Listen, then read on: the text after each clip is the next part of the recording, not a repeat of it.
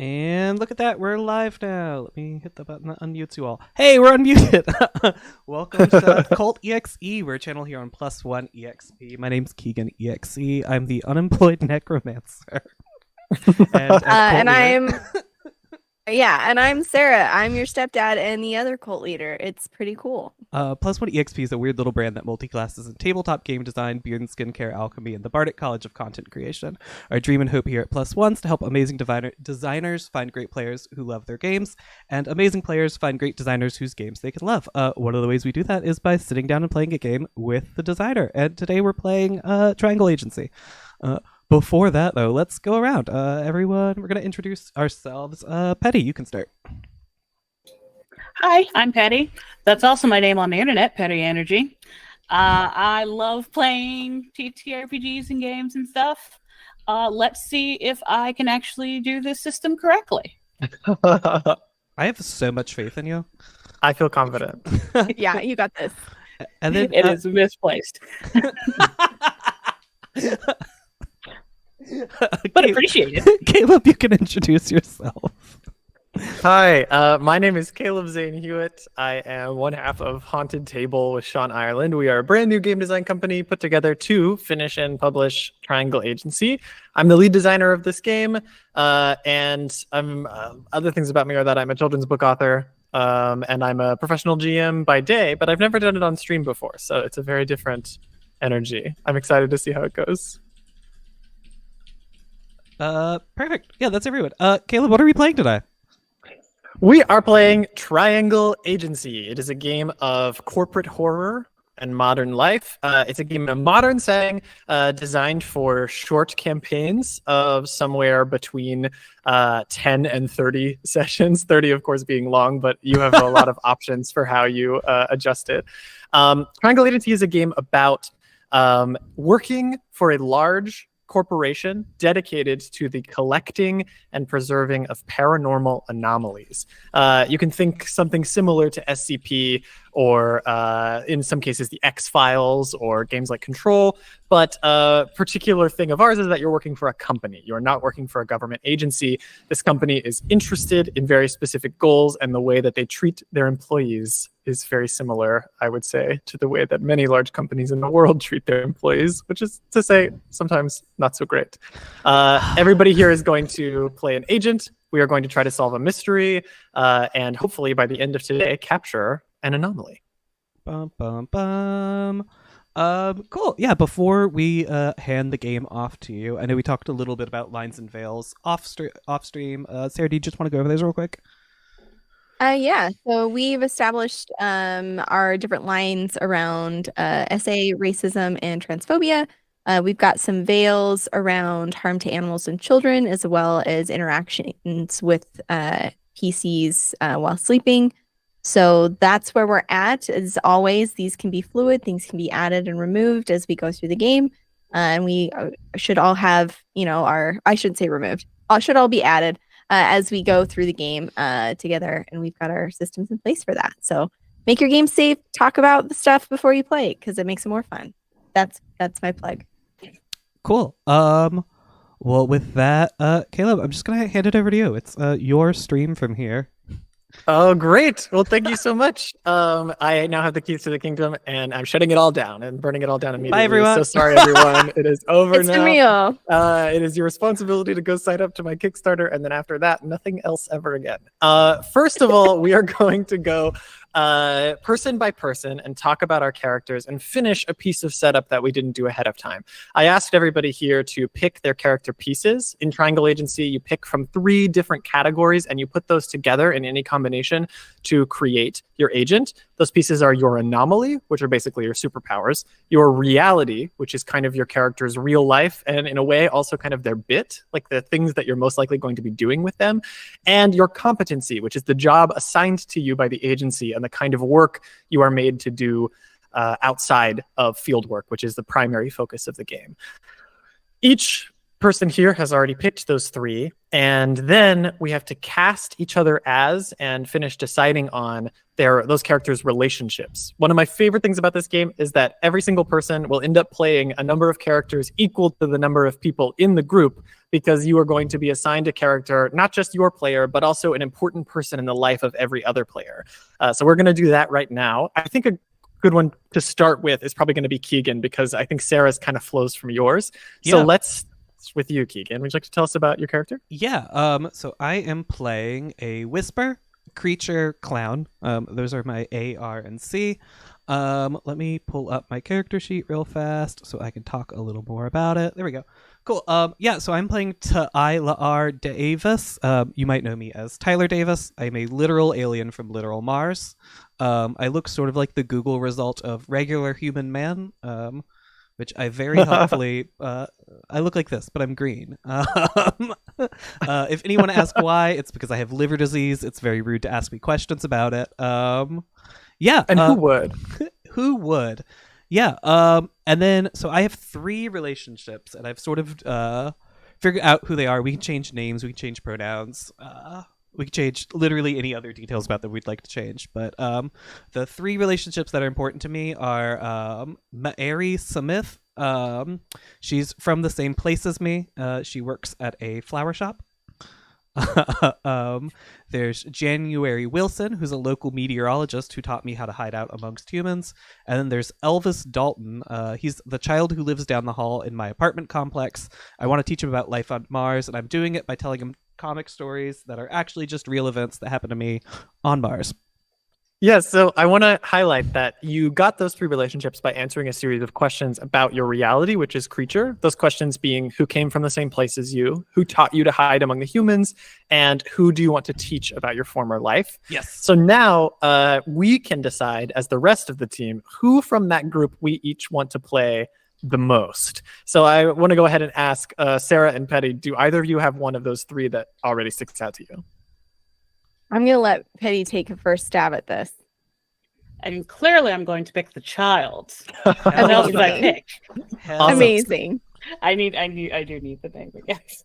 I don't remember it. Yeah, no I think worries. that's awesome. So you're going to be playing Elvis. Are you okay with the name Elvis Dalton remaining for that character? Fine.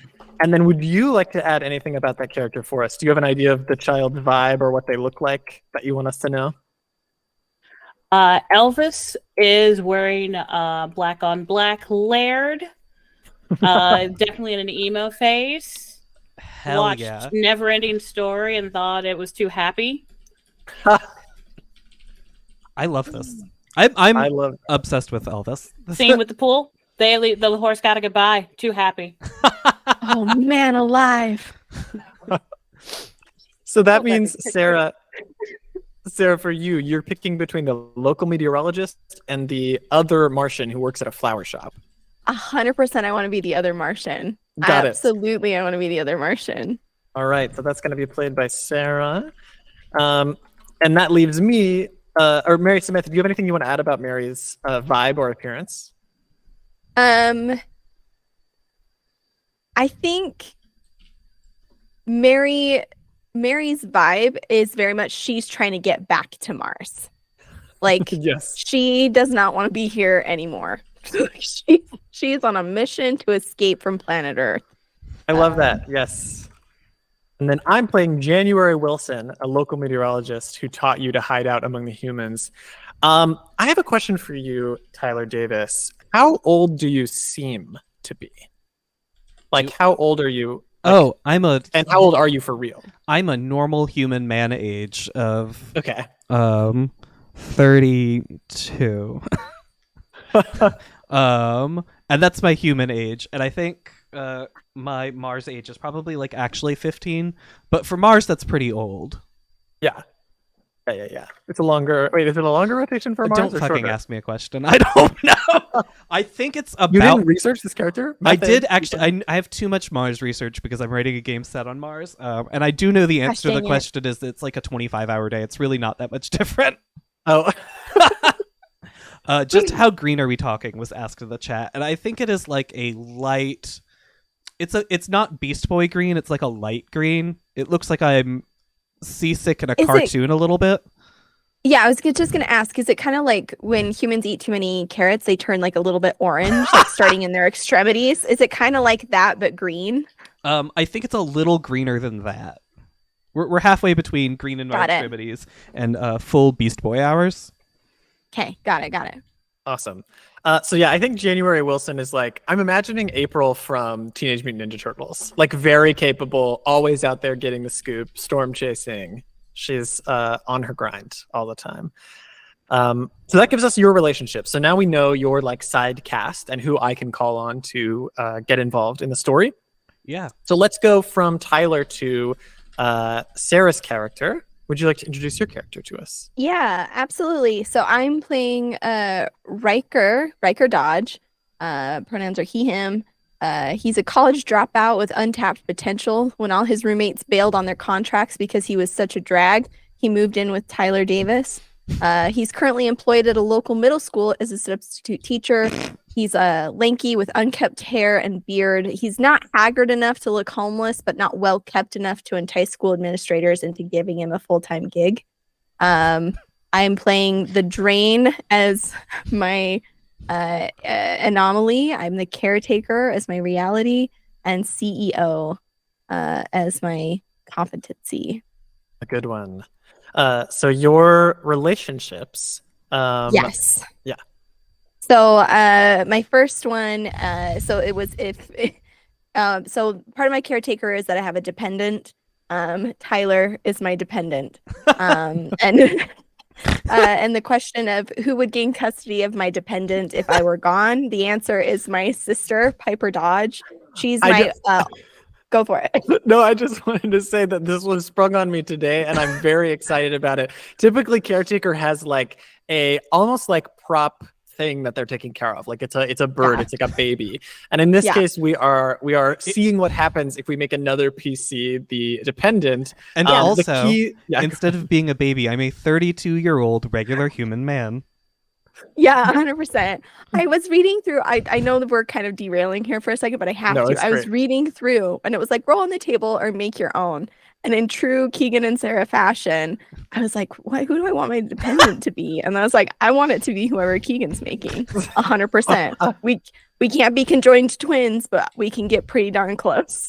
So but what's nice about that in context of the game is that you get a little bit of a boost if you learn something new about your dependent. And so by having your dependent be Keegan's character, we get to have this very built-in bond and to look at each other very closely. Yeah, I think it'll be really great. But the person that would have to take care of Tyler if I were gone would be Piper, my older and much more successful sister who is really sick of paying my rent. Who misses the freedom I used to have is Miss Tris Everton. She was a professor at the community college I dropped out of, and she refuses to give up on me and checks in regularly to see if I have accomplished anything good and great with my life. She's that like mentor that just won't stop.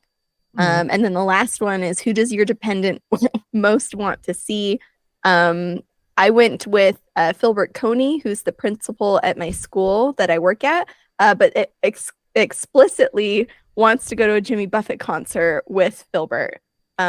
So those are my three relationships. So is it that Philbert is like a big Jimmy Buffett fan, and that I think so. I think so. Yeah. Did you know the very first concert I ever went to, I was like 2. Was Jimmy Buffett. I was like a 2-year-old at a Jimmy Buffett concert. They put me on the Jumbotron thing. Yeah. My dad loves to tell that story. This is amazing. I want to make an argument here real fast that of these three characters, I should be I don't remember this person's name already, but the who misses the freedom you used to have, just because it's the one that interacts least with my actual character. Yeah, I think that's a good Everton. call. Miss Everton? Miss Tris Everton. Okay. Well, no, Miss, like as in not Mrs. Miss Chris Everton. But mistress, actually, that's a very good pun that I did not intend. You didn't do it on purpose? I thought for sure. If we could lean into that, I would love that a lot. Remind me what you said about mistress here. She's a professor at the community college I dropped out of and refuses to give up on Riker and regularly checks in. Okay, cool. Awesome. And then, Petti, do you have a favorite? Okay, I believe it was it your sister that would take custody of the... Okay, yes. Piper. Absolutely. Piper. And I like that because we've got you playing a literal child and then the very mature Yes. older sister, played by Petti. And then that leaves me with Filbert Coney, the principal at the school Riker works at, which makes perfect sense because I myself, obviously, Jimmy Buffett's biggest fan on earth. Yeah, I was going to say, it makes sense that you would get the Jimmy Buffett character. Things Yeah. are just working out here. Yeah. And then, Petti, I don't know anything at all about your character yet. I'm excited to hear. Absolutely. I definitely know what my character is. So, Mhm. my character, and I'm going to switch screens again. So I'm looking at the camera, even though then I won't see you all. We'll make it work. So my character, whose name is Layla Lowry, she is a star translator. And like if you need a language translated, she will give you just enough to be dangerous. Ooh. 100%. Her motto being let loose and learn languages. I'm already obsessed. I love her. Are you famous because you like have a YouTube channel? That's what that gives me, that like vibe. Oh yeah, YouTube okay. and TikTok. Though I was like, really this feels made TikTok. made the transition to TikTok at the exact right time, honestly. Oh. But she tries to throw something to the YouTube people. That's what the shorts are for. You know. Mhm. But yes. So in terms of our connections, and she's good age. 26. Okay. That's a great age. A little young. A little young, but it's like she is old enough that she has to start doing real adult things, but young enough to still be on the cutting edge of things. Again, like I said, knowing that exact time to transition. Yes, absolutely. I need to get you have your questions up as well? Yes, I do. Great. And my questions for my connections. So, who is your manager? So connection 1. Name I have for that is Tie-In Danza, who is a former performance artist, and just and chose to speak through the language of like body movement. And Layla, with all the like actual talking, it's just like, oh, that's new. Actually, talking to people, how interesting. So that's her manager. Who remains from my former life before, TikTok and YouTube took off. Poe-in writer, girlfriend, long-suffering girlfriend. Make sure Layla actually eats and everything. Gets her to appointments, all that stuff. Basically, almost a secretary at the same time. Poe-in writer. And then biggest rival is just goes by Monet, as it were. Because I wanted all of my connections to have ins in the name, the primary thing. And yeah, that's her biggest rival, and also another language person. Yes. Whereas Layla's much more free with her things, Monet is a lot more professional, like partnering with Rosetta Stone and stuff like that. Actually, no, not Rosetta Stone. Rosetta Stone is passe. I forget. We got Duolingo partnerships now. Yeah, exactly. And they're big on TikTok, so it makes sense. 100%. It's amazing. I had an internet blip during the manager. Could you tell me that one again? Oh, sure. The manager's name is Tie-In Danza. Tie-In Danza. All right. Like Tony Danza, but dancing. Close. It's so good. It's so good. Cool. Do we have thoughts on who wants to go first here? Do we have thoughts on who we want to be? I would do just about anything to play Tie-In Danza. Thank you All for right. asking. Oh. Okay, because what I really want is Monet, because I love to be a bitch while I play this game. It's true.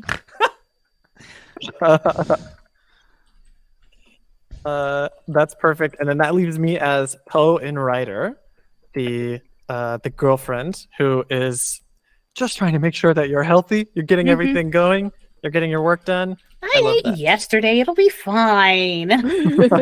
Cute. That's perfect. All right. So the interesting thing about these relationships is we might not see all of them today because they might not all be relevant to this story, but we will see a lot of them hopefully by the end of our mini campaign, which we are doing this week, next Monday, and the Monday following. When you're playing at home, you get to pull these characters in however you would like, and to have them sort of signal and teach you about these characters' lives outside of work and the very intense and mysterious dangers we're all about to get involved in. I need to make a couple of notes real quick. Someone wants to fill the void for just a second. I'm just going to chime in that Meat Castle put Rosetta Stone is boomer core, and I think that might be the best thing I've read in a long time. So thank you for this gift. That's so good. I'm Okay. gonna write that Monet works for Rosetta Stone. Amazing. She's become their spokesperson. Okay.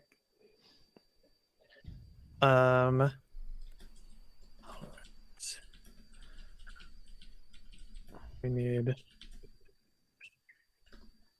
Okay, I think I'm ready for us to start our mission. Is everybody else good to go? Yeah. I'm ready. All right. Turnian City, a beautiful, large, mid-sized city in a state that we don't know and will not name. It could be anywhere. Pick your favorite. This city is beautiful. It's shining. It's gleaming. It has a robust public transit system. It has people outside walking around all the time. In many ways, this is a utopian city. If only it was not so beset by the supernatural on such a regular basis. The group of you are all citizens of this city. You live here. You work for the agency, which has a large headquarters in the center of the city, a very, very tall skyscraper that nobody else ever seems to bother or even worry about. In fact, often they're so nice they don't even photograph it. But the group of you know exactly where it is. And my network is being weird, so I'm nervous that some of that got cut out. How are we doing? You're good. We got the gist. When you cut out, it just speeds up what you're saying and slaps it back in. So there's a little bit of like, but it works fine. we heard. Very strange. Yeah. Sorry about that. Doing the best that I can. No, you're good. With our internet right now. But we are going to follow each of these characters kind of having a moment in their real life before work starts today. So I'm going to start with a question for Layla. Layla, where do you most often meet your manager? Is it physical? Is it digital? Layla most often like Zooms her manager.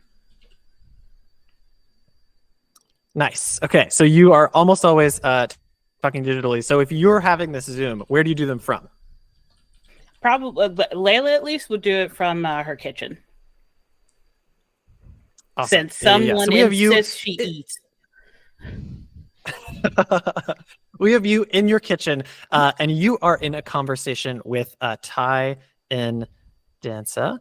And Ty, you are coming to Layla with some good news. You have a new opportunity for Layla to do a partnership because an actress who was previously going to do this this special spot with a new up-and-coming translation startup, has dropped out of the role, and Layla has been offered the position. It could not. It could. I'm telling you. I've not stopped moving my body since I've gotten this news. It just, the energy is just flowing through me constantly. I cannot interpretively tell you more powerfully than this. I just need you to know. Lovely. This is it. This you is look it. so happy. I'm so excited for it. I know. Can you tell me? Can you just imagine how different your life is going to be after this? No, but I want to get there. We're gonna get there. So here's the deal, the scoop. I normally would tap dance this part, but I'm gonna try and use my words because I know you're kind of like a word person. So all we need you to do is sign some paperwork, and then I'm pretty sure it should be a done deal. I'm gonna have to check. I'm gonna have to check, and then we'll go from there. But you're a shoo-in. Sounds like a lovely idea. Oh, I'm see, in. this is why you're my favorite client. This is why, is because I feel like you understand me, even though like I'm not really great with the words, but I am very killer at the worm, and I need you to know that about me. It's pretty great. Communication is key. Ty, there's one complication that you have been putting off, I letting figured that Layla was the know. case. And it is that the actress, Eleanor Dale, has left the role because she was murdered. And while I'm so excited and look, I really feel like we're hitting it off here. I really feel like we're in sync on this good news. I do need to ask what your capabilities are when it comes to self-defense. Not that it's going to be relevant, but maybe kick dancing. Is that? I forget. Okay, well now I'm a little lost. I have to admit. Why does self-defense come into the equation? I feel like you're leaving something out. Oh, yes. Yes. Well, it's not so much leaving something out. It's just that I really feel like, there's some information that maybe is being kept from this conversation, is how I would phrase it. I think it's about time you leave. Oh yeah. Okay. All right. So here's the deal. So the actress that was going to be a part of this gig, she's an incredible clogger, by the way. Not many people knew that about her, and they won't now because she's dead. So, yeah. There's just no way. There's no cool way to like finger guns or like YMCA that out. Which is why I kind of was dancing around it physically. I mean, it's very unfortunate that she left this earth. I feel like that's a bad thing to leave out, though. Yeah, I mean, yes, and I'm sorry for doing that. I just it just right. I just didn't want to freak you out, but I think if you have any sort of taekwondo or capoeira that's essentially dance fighting, that might be able to come in handy on set. I mean, leaping into action isn't my forte. Well, we might have to. Listen, I've got some other clientele. We've got some other folks. I'm thinking maybe some of. No. Listen to me. Listen to me. This is your gig. I'm saying maybe we bring in somebody as some muscle to keep you safe. I'm just running through it. We've got all those toddlers from that dancing show. Get them popped up and enough sugar. I think they could probably pack a punch. I want to let this go forever, but Layla, at this moment, as your manager is figuring out exactly how to protect you, you receive a text message on your phone that pops up in front of Ty's face, a text message from the agency directing you to come into the office for a meeting. You know what? The opportunity sounds great. Let's leave it at that. Maybe some of the river dancers, they could just stomp them to death. That could be good. We'll leave it there, and I'll catch you later. Ta-da! Okay. I love that. When you said languages, I was like, oh yeah, translating all the time. And it turns out, no, it means we're saying L words as much as we can. Yeah, let loose and love languages. It's there. It's been there the whole time. Double L's in the names. There. It's from the second she started doing it, I was like, yes. It is harder for me to pull forward words or words from different languages with the L on the top of my head. Much easier in English. Yeah, it's really good. I have such a plan for when I have to play Monet. That's all I'm saying. So we're going to move to a different part of town now. Not quite so nice apartments in the middle of the city as Layla is able to afford. We are going to... Tyler and Riker, this is actually kind of a combo question for you. Where do you live? I picture this very much as a basement apartment. Like in someone else's house? It is an apartment complex because I've already brought that up in character creation. Okay, perfect. Which is great. But we live at a very normal human man level, which is like Okay. the 4th floor. Okay. That feels like a normal number, right? Is that a normal the number? average Yeah. floor. Okay, cool. Yeah, our average floor is 4. And so we're on the 4th floor in a... Sarah, do you think we share a 1-bedroom apartment? One of us just like lives in the living room? 100%. Cool. 100%. I mean, Tyler, do you even have to like lay down? Oh no, I don't sleep. So yeah, you just stand in the kitchen all night. Yeah, I do. And can we establish you just lightly glow? Just like lightly glow. I lightly glow, and I have to sleep in the kitchen because I do turn the gas burner on because I do need the gas from the stove to to recharge Revitalize. overnight. Yeah. I love that. So yeah, Tyler, this is a time where Riker is not at home. But you happen to be in the apartment complex, and knocking on your door is none other than a child who you have grown very fond of, Elvis Dalton. And Elvis, today you are desperate to finally get the end to a story that Tyler has been putting off for months. Gotcha. So, and I'm sorry. So, it says, has Elvis already knocked, or is in the process of knocking, or where are we? Go for it, whatever you want. Knock, knock. You're there. What? Hello, human child named Elvis. Oh, I mean, hi, or whatever. I was just wondering, I mean, you seem kind of bored, so I kind of, if you were, you could just tell me the other part of the story. Not that I care. I just was kind of curious. Oh, right. Come in. The end of the story. And I show you to our it is a bed that it is a couch that folds into a bed, but we have not folded it back into a couch in a number of months at this point.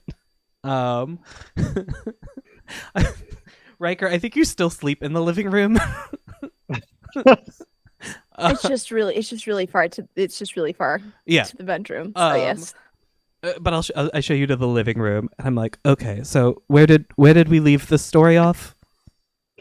I mean, Sir Galactica was about to knight his pages, make him knights, something.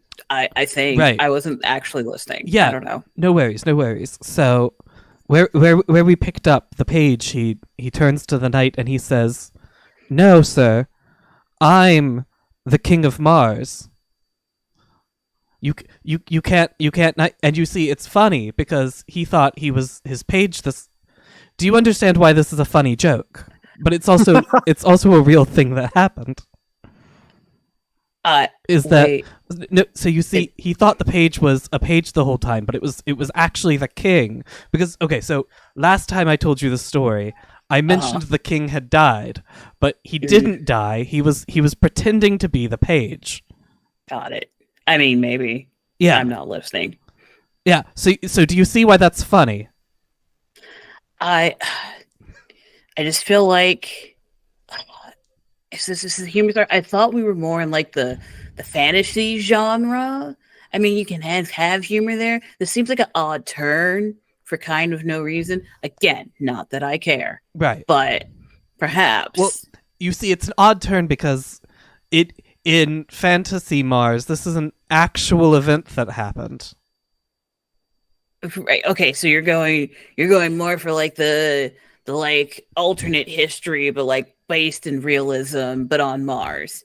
And I get that. Right. But like the sudden turn, like turns just a turn are so lame. You should be able to see and foreshadow your inevitable death. Okay, 1 sec. Let me write this So down. I feel like the king should just be dead, is what I'm saying. Okay. Or whatever. Do whatever you want with your story. Okay, I don't but know. what I'm trying to tell you is the king didn't actually die. Right. That's the important part. He should have died though. Okay, I don't think you're appreciating the story like you should. No. I mean, yeah, because it's lame, and I don't care about the ending that you should tell me anyway. Elvis, this is a great time.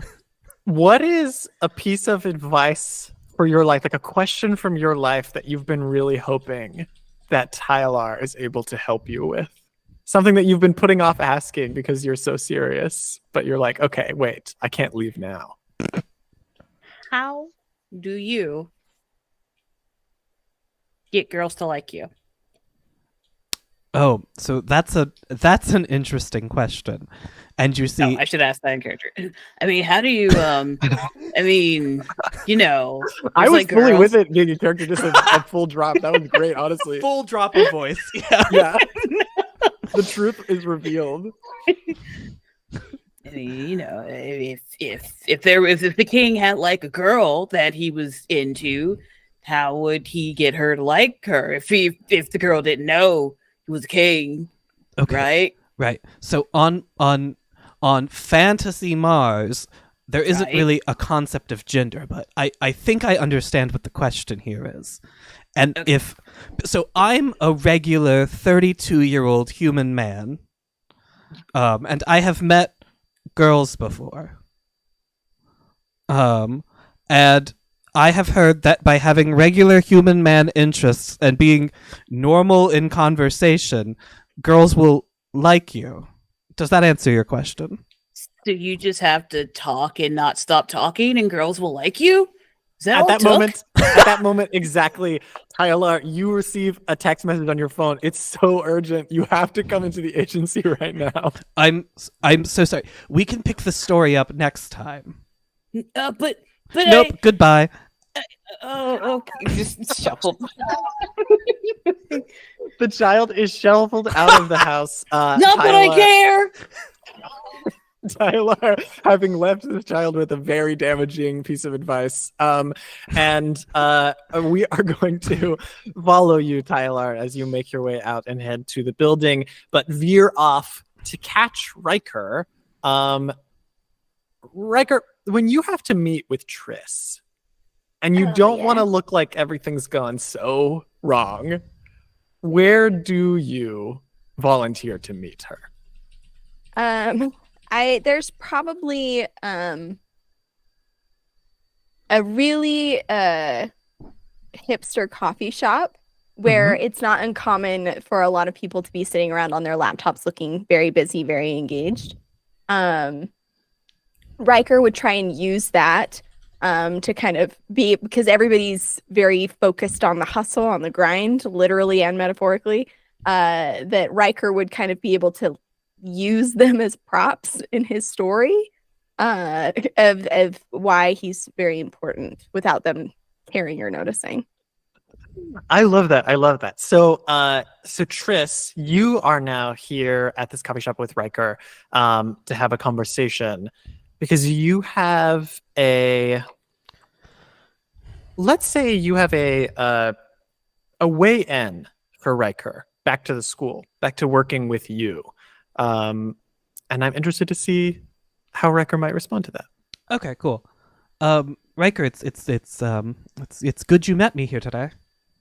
Yeah, it's really, really cool to be here in the place that I am every day, doing very cool and important things. You come to the coffee shop every day. Yeah, every day. You know, it's really important to be consistent in the things that you do. Right. Right.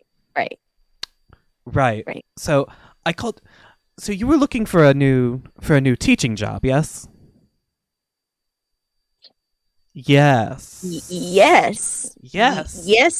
Which is good because there is an opening at, Uh-huh. and then I assume it cuts off when I say the city's name, Community College. And they're looking for like a young, hungry teacher to sort of like fill in this role. And you're hungry, and that's why you're young and hungry. Riker looks down at all the pastries that like the assorted pastries that he has in front of him that all have like a bite taken out of them. And go, well, I mean not now, but I'll finish this one, the rest of them. He just kind of pushes off to the side. Riker, what is the fundamental lie that Triss believes about you that makes this an offer that she would make? So I think Triss knows that I am currently employed by an education system of some kind. But I believe that I have convinced her that I'm doing a startup. I'm starting up a online school system that's very cutting edge, and it was designed to get the disenfranchised youth to engage more directly with the education materials, which is why I spend a lot of time on the internet in this very hip cafe with all these entrepreneurs. Right. So definitely not playing like League of Legends or something. Yeah, no. So like we're looking for someone at the school who like feet on the ground, can get the community engaged. And I was telling them about your startup and your app, and they're really interested in interviewing with you. About the app? No, about the professor position at, and then the tea kettle goes off again. Community college. Right. Well, I mean, gosh, I'm just. Oh gosh, when do you think that'd be? I'm very busy. Actually, could I get another cup of coffee? Anyone? Please? Right. So you have to go to the counter to get the coffee, and you know that because you're here every day. You can't just wave and yell Garcon. Okay. But just had a lot of that Danish. So look, cream cheese. I know you've been living. Pretty parched. I know you've been living in this like sort of. I'm going to be honest. It's not a great apartment complex, but you've been living there. I know you have a roommate. It's a small place, and so this is like a tenured position at like, it's a community college, but it's a good college. Yeah, it would be really great. I just I'm very busy with a lot of things, right. And see, this is the important part, is they're willing to work around your schedule. Just so much work for Tyler, he's just Tyler's a very handsome man, but Tyler's really a 32-year-old man. Tyler's a 32-year-old man. At this exact moment, Tyler arrives to pick up Riker. And that is going to mean that Kegan, you are here in the scene with us twice. Okay, cool. Well, love being twice in a scene. Riker, it is time to leave. We have our normal human man job to go to. Right. Startup tech agency. See, and this is what I mean is I don't think Tyler's going anywhere. No. It's fine. He just needs to go for a walk. You've got this, right? And he'll just push all of the pastries and I forgot my wallet. That's okay. All right. We will catch up later. Right. The school's covering the breakfast, but so that's not a worry. But okay. No, that's great. That's super great for you and for me. It's very important. Really, if he doesn't start walking soon, important we leave. His heart will stop. Yes. Let's go, Tyler. Let's go. Okay. I'll email you the details. She's out the door. Riker's just kind of like waving behind him. There's a napkin stuck on the bottom of his shoe that he's trying to like kick off because he can't be bothered to touch it with his hands as he kind of hops out the door. And you get that email from Triss like within seconds. Triss was like ready to send this to you. And you see that a big part of this pitch is that the school is receiving funding from a famous media mogul and another tech CEO named Christina Miros. So part of the reason that you were approached specifically is because she is looking for someone who would impress Christina in order to get this funding. A small detail, but as it kind of blipped across, Riker would have accidentally opened it because he does have an automatic flow for any email from Triss to go into the into the spam folder. So he doesn't actually ever look at any of her emails. But this one, shit, he would have accidentally opened and seen the details as he's kind of following. He was opening a spam folder to be catfished, specifically. Right. Yeah. You just feel like some attention. Yeah. But as he's kind of like following Tyler down the street, Tyler, you gotta, dude, we talked about this. You've got to stop doing that thing with your hands. When you're walking, it's too weird. No, you're gonna run into stuff, and we can't have another taxi situation. You gotta stop. Right. So they go here, and I just keep on. Thanks for introducing this detail for me, Sarah. Not every time you talk. Now every time I walk anywhere. Yeah. Just really enthusiastically. Every time you do it, it's actually. I keep thinking that I'm over it, but I'm not. No, it's really good. Hey, I get points every time I make people laugh, and I just want you to remember that, Caleb. Oh, nice. Oh my gosh. Yes. Add commendations. Yes. Add Wait, commendations so- for the. Let's talk about that actually. Can This we is a good please? time to bring it up. A piece of the character creation that is a little less obvious is the competency. And we've talked about the reality the most so far. You've seen a lot of reality scenes and learned a bit about them. Now we're going to talk about the competency, which is the agency assigned job. Each of those has two main categories and a third thing that's a bit like an ability. Those categories are your prime directive, which is a thing that your job is not allowed to do, and then your sanctioned behaviors, which are a set of things that you are incentivized to do by receiving commendations. Would y'all like to say for everyone what your prime directives and sanctioned behaviors are? Yeah, I'll go first because I just brought it up. My prime directive is keep them laughing every time, and my sanctioned behaviors are specifically I receive a commendation each time I put on a show, expose an embarrassing truth, or demand a smile. And then I get a demerit every time I talk about my feelings. Yes. So Okay.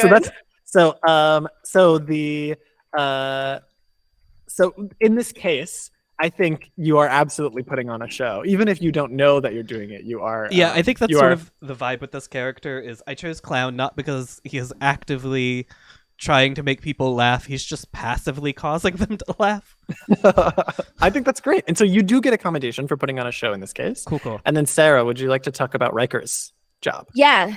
So my prime directive is to maintain the hierarchy. So each time I take an order, I receive a demerit.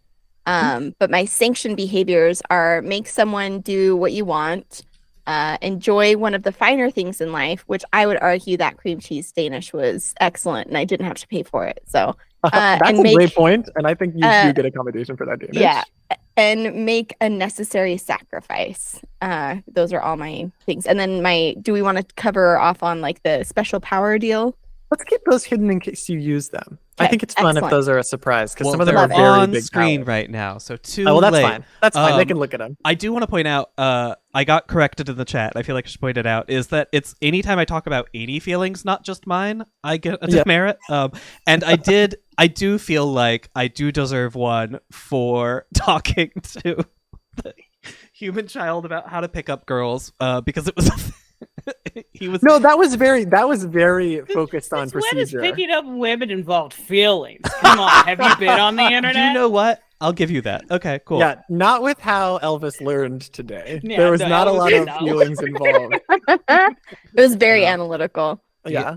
Elvis learned about a behavior that he can do to make sure everyone on the whole world likes him, and it'll work out great. And for you, Layla, would you like to tell us your competency and your details? Yes. Competency is with reception. My prime directive is to remain ever vigilant. I should move it here so it looks like I'm talking to you. My sanctioned behaviors are to interrogate someone, commandeer someone else's belongings, close the door forever. I receive a demerit every time I sit down. And Layla was, which is why Layla was part of the reason Layla was in the kitchen, because she just stands there. Yeah, leaning Love against it. the counter. Perfect. Yep.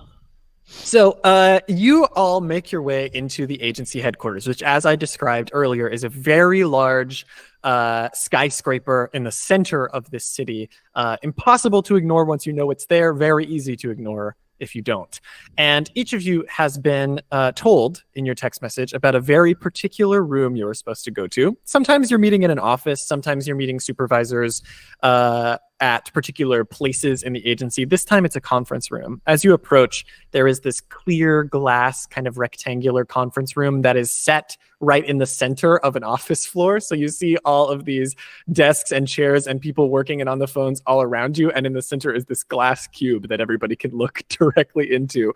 But sitting at the head of a long conference table with a bunch of rolly chairs along it, the very nice ones, the ones that are supposedly very good for your back, is a supervisor named Trina. She has a very, very sharp haircut, the kind of haircut that when you look at her, you think, oh, she must get that done every week because it's so perfectly contoured to the shapes of her face. And the lines are so perfectly angled. She's got this brown hair. She's wearing this like very perfect business suit with a long skirt and is sitting at the top, kind of clicking on a laptop on the table, waiting for the three of you to arrive. So I guess my question is a little different than it normally is for groups here, which is of the choices of Layla and Riker and Tyler together, who do we think arrives first? I feel like Layla probably arrives first, and then Riker and Tyler are arriving simultaneously. Since So we did Layla, walk together. that's perfect. As you entered the office, Layla, would you like to describe for us now in a full way, like what you look like as you enter and what your entrance is like? Gotcha. So Layla is, like I said, so she's in like nearing the second half of the 20s.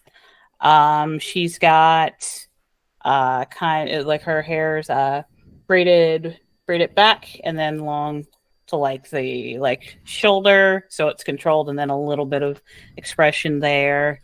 She's in like a blouse and then some pant and then some like dress pants.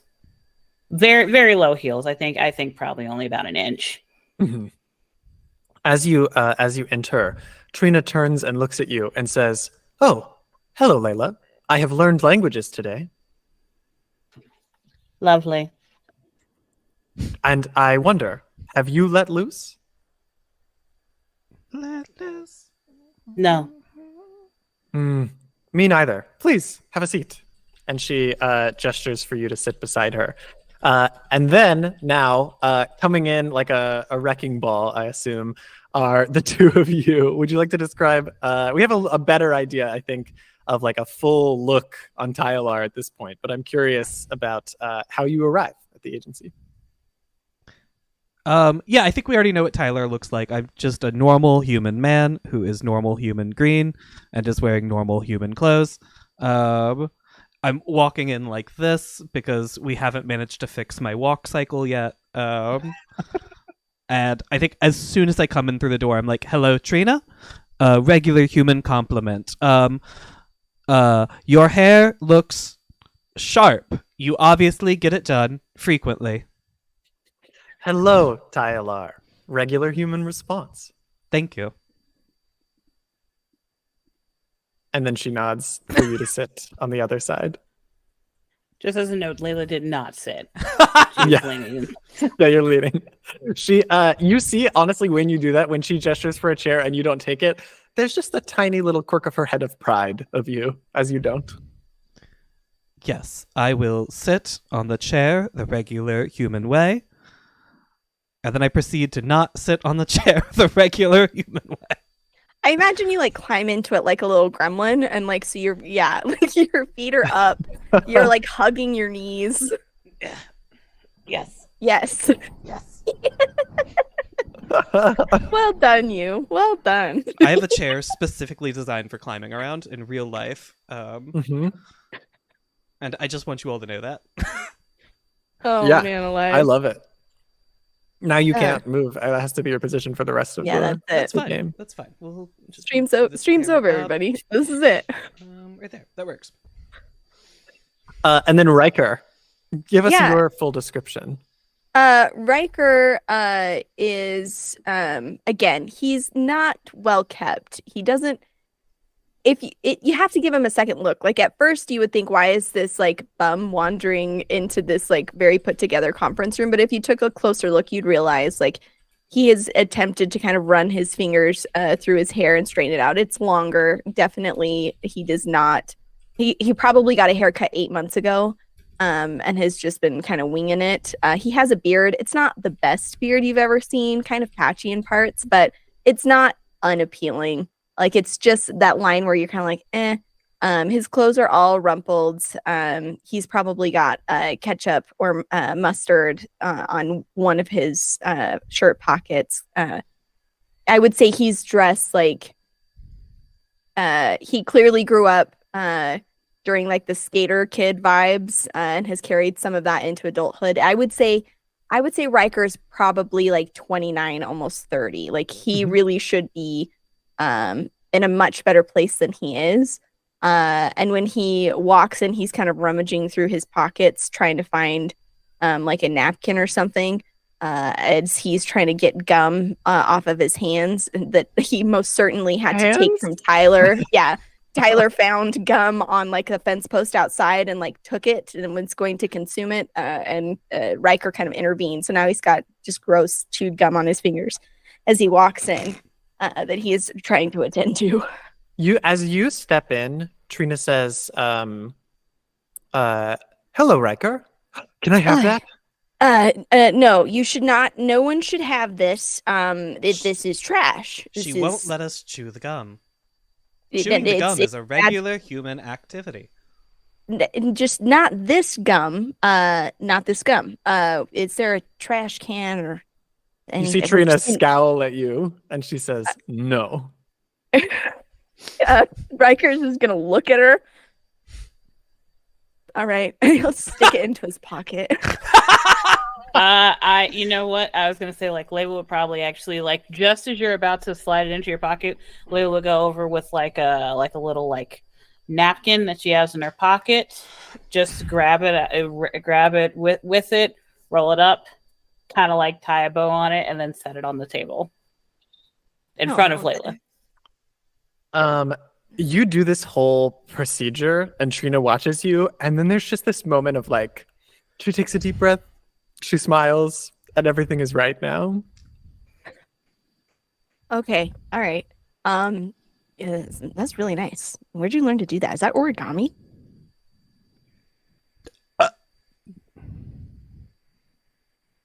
We don't have to talk about it. Okay, right. All right. Okay. So, what's the gig? What's the job? Yes, thank you. It's time to get right to the point.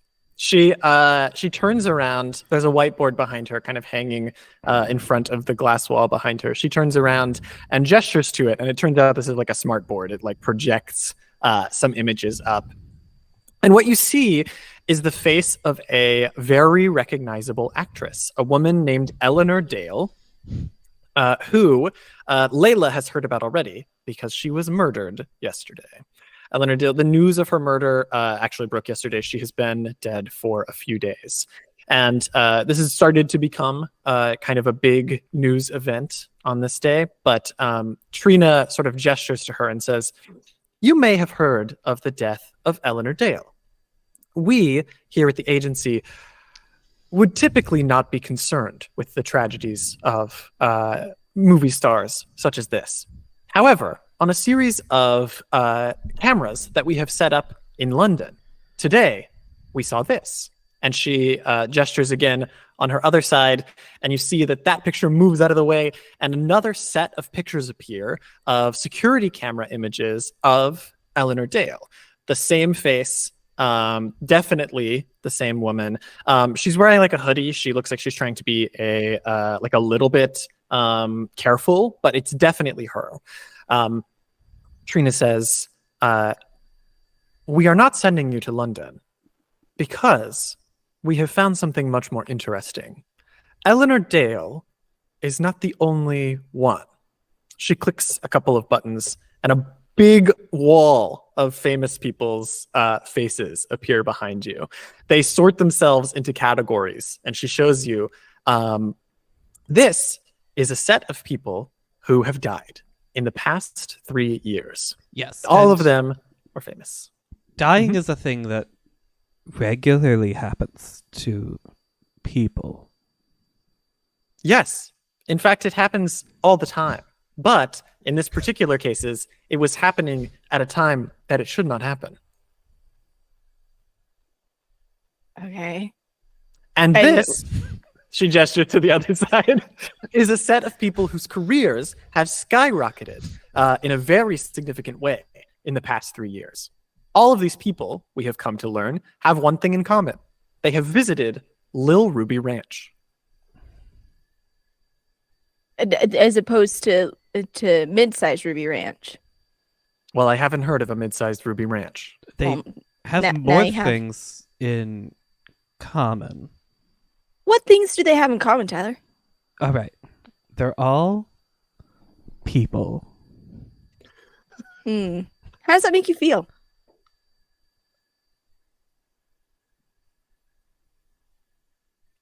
It's okay, buddy. We don't have to talk about it. Anyways. Give me 1 second. I'll be right back. You all can keep going. Trina watches. Trina watches this exchange and nods confidently, and she says, "Little Ruby Ranch was opened by a woman named Gwendolyn Powell, an actress who is now a health guru. She has created a retreat for famous people. Many of them have had their careers skyrocket, and many of them have died, including Eleanor Dale. Now that we know for sure that one of them has died and yet still exists, we are curious what is going on at Little Ruby Ranch. And that is what we are sending you to investigate today." Yes. So for clarification, everyone who has visited this, all the people who have died and have visited this place, as well as the people whose careers skyrocketed. Yes, and the thing they all have in common is that they were previously famous. This is part of why you have been chosen for this mission, Layla. We are concerned and interested in the idea that the anomaly could perhaps be drawn to you. Please remember that we have a life insurance policy, and if something terrible happens to you, we can always bring you back. But like when you say back, is that like the exact same as we are, or like better? Oh yes, I remember now. As a relatively new member of our organization, you have not yet made use of your life insurance policy. That's so fun. Yeah, it's super fun. Love it. For me, I think it's great. Riker, If I don't use, yeah, could you do me a favor and die real quick? I just want to see how it works. I will not be doing that. You have to stop telling me what to do, because that's not how this relationship works, right? I help you exist, and you just exist. Got it? Yes, as a regular human man, I understand what you're telling me. Well done. Trina says, Little Ruby Ranch, luckily, is only a few hours from here by car. We have prepared a car down at the base of the building and are able to send you there. However, our budget for this mission is $0, and so we are not able to buy you tickets to Little Ruby Ranch. Oh, man. Your ledger is empty. Yes, that's exactly right. Our ledger is empty, and we are operating at a loss. Trina, listen. There's really nothing you can do here. You not even like, I don't, could you get us like a new wardrobe or something? I feel like if we're going in to this place with all these fancy people, we should at least look fancy. There are many things we can do. For example, we can give you access and clearance to use the agency's power to adjust reality however you would like. If that means a different wardrobe, you're welcome to do that as soon as your mission begins. Okay, all right, yeah, I guess I can make that work. When will that power be turned off? Exactly. At the conclusion of the mission is when your clearance is revoked. However, as a member of the agency, you always have access to that power. Right. And with great power, great responsibility, all that stuff. I think I'm good, guys. I think I've got this sorted. Unless you guys have any other questions.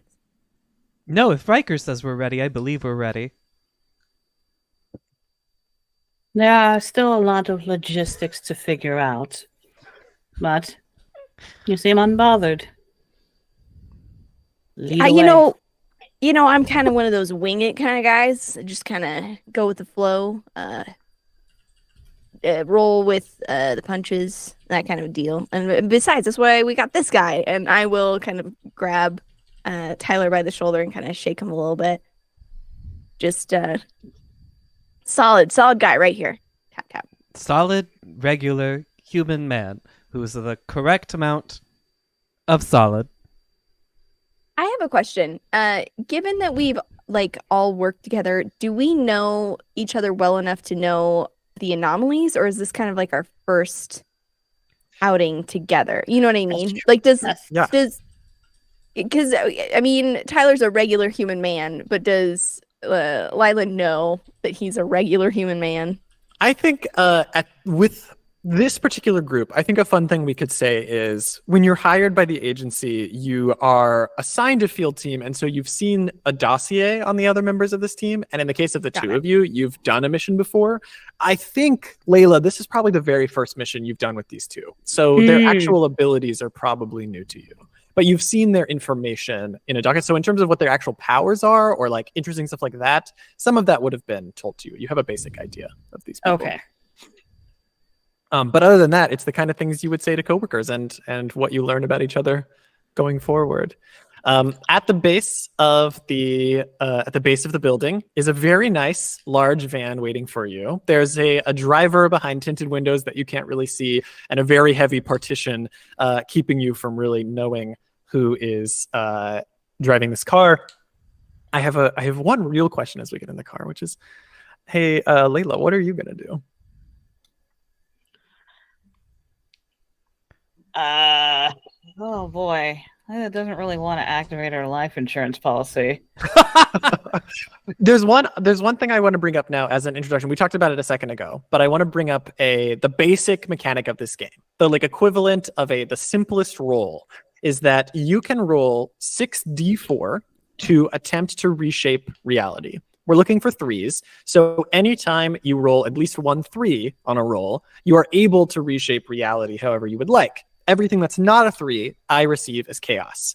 There's some other little complications to that we'll talk about, but I can use chaos to basically purchase on my end as a GM negative effects that can hit your team. This game doesn't really have a mixed success in the traditional sense. Every time you get at least 1 success, 1 3, you are able to choose what you do, but all points of chaos are mixed success because it means something bad is coming to you down the line. At this moment, if there was something you wanted to change, for example, if you wanted to alter this car to ensure that there is a standing harness for you rather than a chair, that is something you can ask to do, and you will check in with a particular quality, and we can talk about it at that point. So is that something you'd like to try?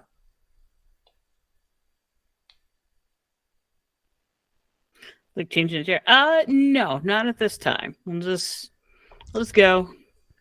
All right. So as you sit, you receive 1 demerit, so you can mark. Oh wait, that's right. I forgot my demerit thing. Well, I forgot. That's my fault.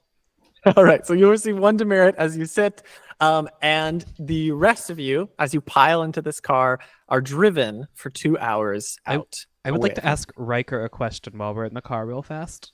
Yeah, absolutely. Riker, I do have one question for you. Yeah, buddy. Right. So you told me you don't take commands because you're a regular human man, and those don't take commands. But then you were told to get in the car, and you got in the car, no problem. And I'm just trying to. No. I'm just trying to very clear. Let's be very clear. I got into the car because I wanted to, and I insisted on getting into the car my way. Do you remember how I did? Did you miss the cool moonwalk into the car? So really, I danced into the car. I didn't get into the car. It's different. That's listen, Tyler, humanity is a complex and sprawling and this goes on for 2 hours, I assume. Right. Yeah, this is a 2-hour conversation. And also, I know I said it didn't adjust anything, but I know I actually thought about this for when she has to do about cars. I can back.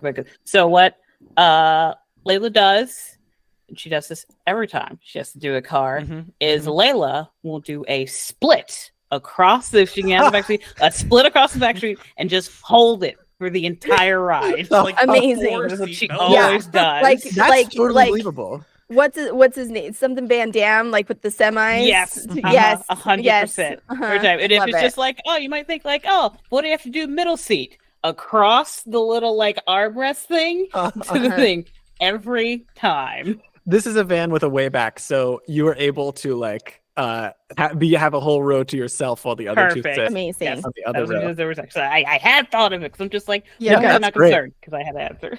You can remove that demerit. That's a good solution. Perfect. So as the two of you, we can see this car, as the two of you are arguing about humanity while behind you, Layla's doing a perfect I want to be split. very clear. We're not arguing about humanity. I'm being told about humanity, and I feel like that's very different.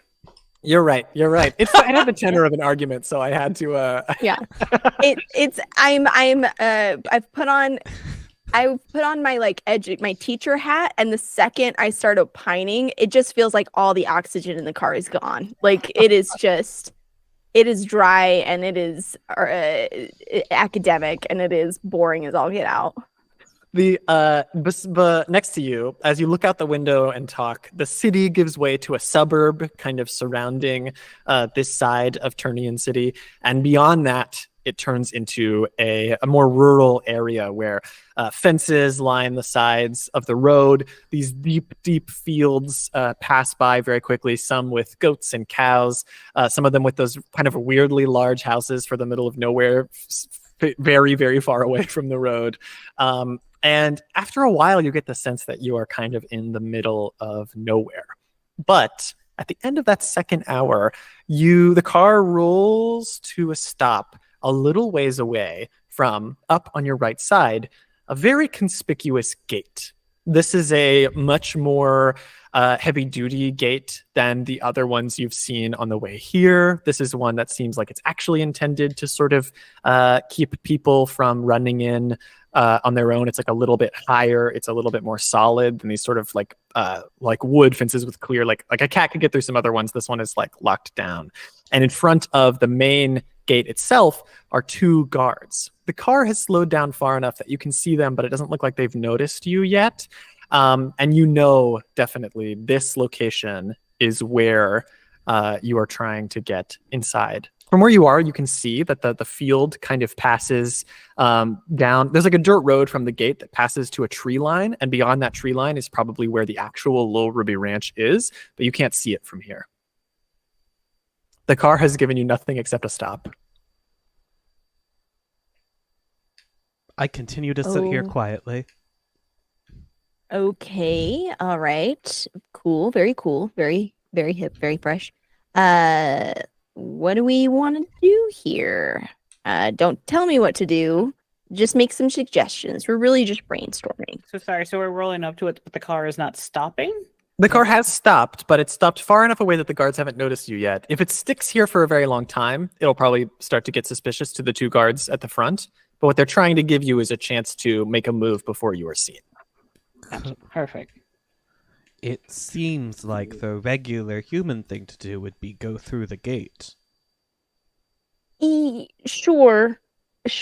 I understand why you think that, but if we aren't guests and we're not invited, they might get upsetty spaghetti and return us from whence we came. And they need a ticket. A ticket, or perhaps like a code. Okay. Some way to prove that we should be here. And I remember being told money can be exchanged for goods and services. Player question. Okay. Can we consider that our mission has started at this point? Yes. So your powers are always available to you, your anomaly powers, but you can also reshape reality. So we should use money to buy a ticket. Tyler, I swear to God, if you took the loose change out of my laundry tin again, and you have it in your pocket right now, I'm gonna lose my shit. You have my loose change in your pocket right now. And I reach into my pocket, and I pull out truly so much lint. Oh my God. It's money. Let's just have tickets. Okay. Awesome. So are you going to attempt to reshape reality to put tickets in your hand? Yep. All right. That's the receipt. In this case, because you're trying to get in, you're sort of trying to trick them. I'm going to call this duplicity. But I would also say another thing that you could go with here is attentiveness, because it's either you're very good at making a ticket, or you are able to make a ticket that's at least very convincing to a specific person. I go with attentiveness, and my argument being the reason Layla has not bothered to come here is because Monet has raved about it. So she's familiar with it. Yes. Probably seen the ticket before. So I would argue attentiveness. Yeah, so if you're that familiar with it, then you would know that in terms of an actual ticket, what you really need is a reservation. This is one of those like really nice places that like famous So like a people go. printout of like Yes. And even then, another way to put it might be that this needs to have already been made. You need to already be in the system, and that is possible for the agency, that you can do that. And attentiveness is a great way to do that. So my question for you is, how many points do you have in the attentiveness quality? Excellent question. I'm figuring that out. How do I check that? Yeah. So the way that it works is on your competency, you have access to 3 questions. You answer each of those questions, and that will assign you 3 points in 3 different qualities. Perfect. Reality reshaping itself. Yep. Okay, so in that case, okay, that's right, please. So that would be so it's just because we had to pick one from each of these, right? Yep. Correct. So so mine was duplicity, persistence, and then attentiveness. So Cool. Right. So you have 3 in each of those. As long as you don't have 0, this roll happens as normal. And if you have 0 there, you would take burnout. But for now, you're just rolling 64, and we're looking to see how many 3s. 64 dice. 64 times. Sorry about the typing. All good. Oh, that's a black die. That's not going to work very well. I'm just going to Google roll it. Yeah.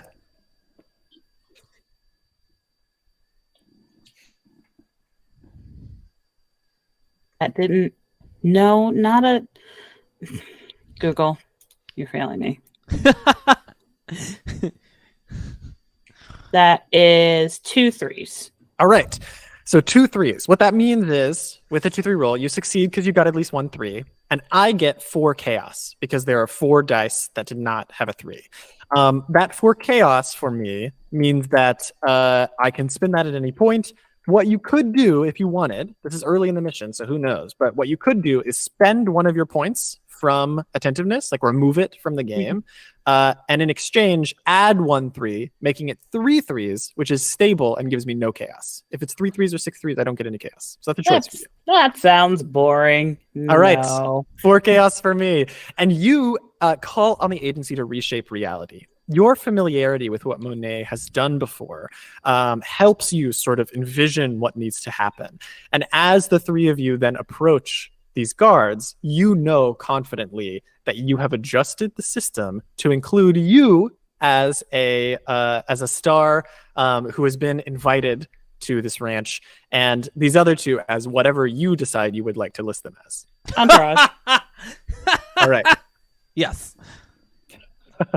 A normal So you have an entourage. human job. I am on So the guards are there entourage. waiting for you. Hello. Can you go ahead and escort me in? Let me know where I'll be staying. Oh, yes, absolutely. Can I see your identification? You can't tell? I'm Layla Lowry. And I am on a tourage. They look at each other, and one of them has an iPad, sort of like in one hand, and he Go ahead and look it up. he types on it, finds your name, clicks it, and then sees apparently like a picture of you. And here, what kind of picture did you put when you were reshaping reality? What did you imagine of yourself showing up on your invitation? Oh, the picture there was from like Layla's earliest days of learning languages. Kind of had like a nice lush afro, and a la like painting with Bob Ross, kind of like a chill vibe style with that. It's like one of her first headshots. You see that he looks at it and says, "Oh, I think my daughter watches your videos. Well, thank you so much for coming. If you'd like, we'll open the gate for you. We can call a cart to come take you. We've got some go-karts that come back and forth with security, or you can walk yourself up to the tree line if you'd like." Oh, a go-kart would be wonderful. Oh, absolutely. And he kind of into a walkie-talkie. And before long, a little basic go-kart kind of makes its way down the dirt road over to you and stops. I do want to check. You're talking like a Mario Kart style go-kart, not like a golf cart?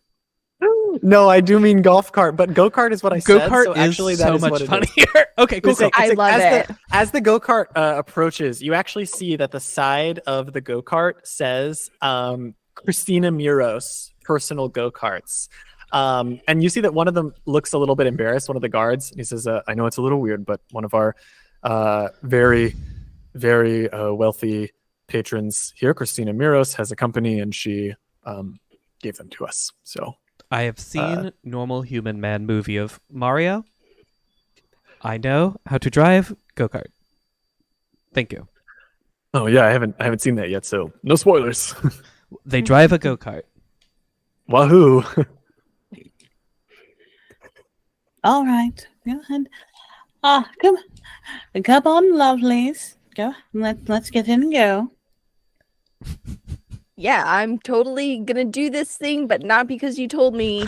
I'm gonna look at the ground over here first, really quick. Yeah, it looks good ground you got here. Good dirt. Good dirt. Gonna check that out first. And then, yep, getting in the go-kart. I'm gonna give you a demerit if you get in that go-kart. Frick. Actually, Sarah, you can't just add a task to the start of it and say you're not doing it. Actually, you can always just stretch your legs. Yeah, I think that I'm probably just gonna not do that either. Well, no, timeout. I can't take an order. Yes. Yeah. That's a suggestion. Stretch your legs was a suggestion. Yeah. Okay, perfect. Okay, then I'm thinking that that's exactly what I'll be doing. Perfect. Do that. Gets in the cart. Wow, a hard move. Let's see. Yeah, let's see what Sarah's gonna do. Yep. Take your fucking demerit and get in the goddamn go-kart. Get out of here. Get out of here. I do have a plan for this, but it will require them to not mess with me anymore. The car starts moving. The two of you go up, Oh wait, moves. before we get off though, I would like to turn to the security guards and ask them both. Could you just give me a smile real quick? They look at each other. What you see actually is a well-trod fear of the wealthy. These two have had to deal with the richest of the rich coming here, and the second you do something this weird, it triggers their this is dangerous sensors, and so within seconds, both of them give a perfectly genuine and beautiful smile, and you get a commendation. I get a commendation every time I demand somebody smiles, and if you don't think I'm just going to, every time I leave an NPC, say, hey, can you do me a favor and smile for me real quick? Great, I get in the go-kart. I'm happy. We cart off. Great. As they cart off, Riker has not moved his feet since she said do that. And is gonna kind of look around. It's kind of weird. I just have this weird pain here in my calf. I don't think I'm actually gonna be able to walk. Could one of you carry me? That'd be really great, actually. And would make me feel very welcome and more likely to leave a positive review of this. You, however, don't look rich at all. No, I do not. In fact, you look like someone's strange rich person boyfriend. And the two of them say, they look at each other, and then the guy with the iPad who was talking about the Mario movie said, did you not want to take the cart just then? No, I hear what you're saying. I thought, listen, it's a really long story, but if we've got time to get into it, I actually have a very deep-rooted fear of go-karts. Just a really bad accident when I was a kid. And question: what happens if? Because I don't actually want Riker to get trapped there. Yeah. What if? Okay, it's not an order if Riker is moved against Riker's will, correct? Right. I would say yes. Okay, so go-kart, right? I assume We you're can standing on drift, the back right? of the go-kart. So Well, I think this is a fun tension because I think the CEO, I read the CEO and they think this is a scary thing to give people power with. But you specifically, this is exactly the weakness of it. And so I want to see, I think right now, how Riker does get out of this. I think we can push it all the way. Let's go. But as you ask for this, I think you get the sense, even as you start like pulling on the heartstrings, you get the sense that like this is not going to happen naturally. These guards are not sure what's going on with you, but they are not really interested in it. So you have to try. You have to try a little something a little weirder, probably. Okay. As he's opines about the horrific go-kart crash of 1998, he will just reach into his pocket, and he's gonna pull out. Let's see. Yeah, he's gonna reach into his pocket, and pull out some gum. And then he's gonna pull it out and like unchewed gum. He's gonna pull it out, and kind of he always puts a weird taste in my mouth and chew on it. And he's gonna offer some out to them. And like, would you like some? And I want to try and use my "Would you like some more" move. Gum. So yes, so you pass the gum to him, and he does take gum and chew it. And the second he bites down, you know that this becomes possible. Would you like to read the "Would you like some more" skill to us? Yeah. To you, desire is a bucket. Poke a hole in it by saying, "Would you like some more?" and roll empathy. On a success, the target you are focusing on is very interested in more of the last thing they enjoyed, as identified by you and the holder of the character. This does not create an addiction or compulsion, but makes that thing, if it's available, into leverage or distraction far beyond its worth. So for each additional 3 above 1, I can spread the desire among other nearby targets. On a failure, the target develops a loathing for the last thing they enjoyed. Your suggestion is more is insulting to them, and even thinking about that is revolting to them from now on. That sounds great. So let's go ahead and do the roll. Okay. How many do you have in that quality? I think, let me look. I don't think I have any in empathy. I don't think it was an option. So I think I have 0. All right. So you will You mean the CEO roll. can't have empathy? What is this? Weird. So you will roll 6d4, and we will subtract 1 3 from it before we determine whether it succeeds. Okay. Here's hoping. Oh, it's actually looking great. So I got 3 3s. That's Trisendance. Try It can't be Are we canceled. subtracting one? Not It with can't be Trisendance. canceled. Mm-hmm. Excellent. Yes. So with Trisendance, this is like our equivalent of like a critical success. If you get 3 3s right off the bat, it cannot be adjusted, and you have the choice of 3 possible effects. You can recharge 3 quality assurances, which isn't as relevant to the beginning of a mission like this because you haven't spent any yet. You can take 3 commendations right now, which will help you in the future if you want to purchase requisitions in between our missions. Or you can turn that number of 3s into any number of 3s. And in your anomaly power, activate its like secondary ability to whatever extent you want. I think I would just like to make it so it affects both guards. So I guess like give me additional 3s so I can like extend that effect to both of them. Yeah, how on that effect for it affecting both of them, does it say what the rule is? Is it every third 3 or is it each 3? So for each additional 3 above. Oh, I guess I got 3, so I already would have them covered, right? Yeah, you can already do that. So you can just take the commendations. Oh, heck yeah. So 3 commendations. Mm-hmm. Sick. And as they kind of chew the gum and just, oh yeah, no, this just really hurts. I do. I have if you want more, I can get more. I just need to get the main house. Brand is this? This is so good. Oh my gosh. Yeah. You think you need to be carried over there? Yes. Yes. They sort of look at each other. He like lets him try it, and he's like, They say, all right, give me a pack of that, and I will. Yeah. Once we get to the place, because they've got my stuff. Happy to do that. What kind of gum is this? It is Big Red. 100%. I just called it in the chat. Hell yeah. Yes. Yeah. I said this is Big Red for sure because I do anything for it and they don't carry it in stores, which I know because I went to 12 stores the other week looking for Rip. They don't carry it's Big it in Red stores? That's wild. It might be out of I don't know. They don't carry it around me at least.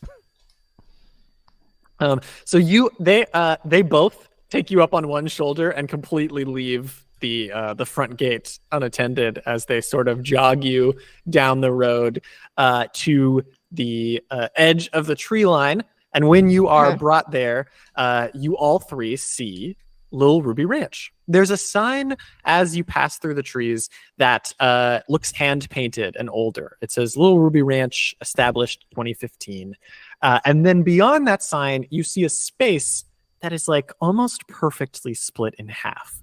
Off to your right, there is this old ranch house. This like beautiful, looks like it was kind of like handmade by somebody here within the last couple decades, but a little bit run down, just a big wooden ranch style house with a vegetable garden along the side of it.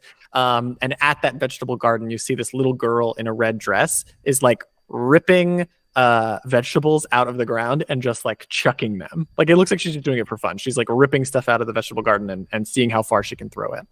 Off to your left, you see these beautiful modern cement and glass buildings with mostly like pure glass showing off these amenities inside. You see a big pool at the center of a series of these modern buildings. And then you see one with a little bit less of the heavy glass window and 3 stories that looks to be maybe a place people are staying, like a hotel area.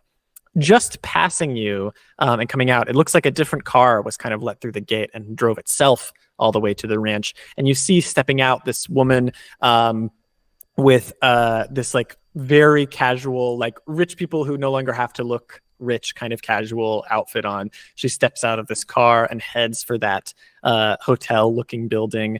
And then in the very center of this, between this farm building and this fancy set of buildings, there is a large sheep pen. This pen has a design unlike anything you've seen before. It has tall fence slats that look shaped like you would see in like a neighborhood, like big, tall wooden fence, but they're all made out of this like clear, heavy plastic, so you can see through them and straight into this pen. The pen itself is like, frankly, kind of overfull of these weird red sheep. They look like totally normal sheep, except there's a gentle red tint to all of them, like a wool that's naturally dyed. They are baaing and making little noises. That is the only real thing you hear in this place, besides the sort of ambient sounds of the pool. And no one else is outside, except for that one woman heading for the hotel space and the little girl to your right, who looks to be about 8 years old. And you up. I think I think this is actually a great place to take a break real fast. I think as we sort of look over this. But before we take a break, there's new Triangle Agency art, and I have it. Oh my gosh. Yes. I want to show this off. Yeah, so I'm going to show it off, and then we're going to take like a 5-minute break real fast. I want to refill a drink, go to the bathroom. If you're here watching right now, you should do those same things. And we'll be back in like 5, let's call it like 9:38. That sounds great. Great, we'll be right back. See you all soon.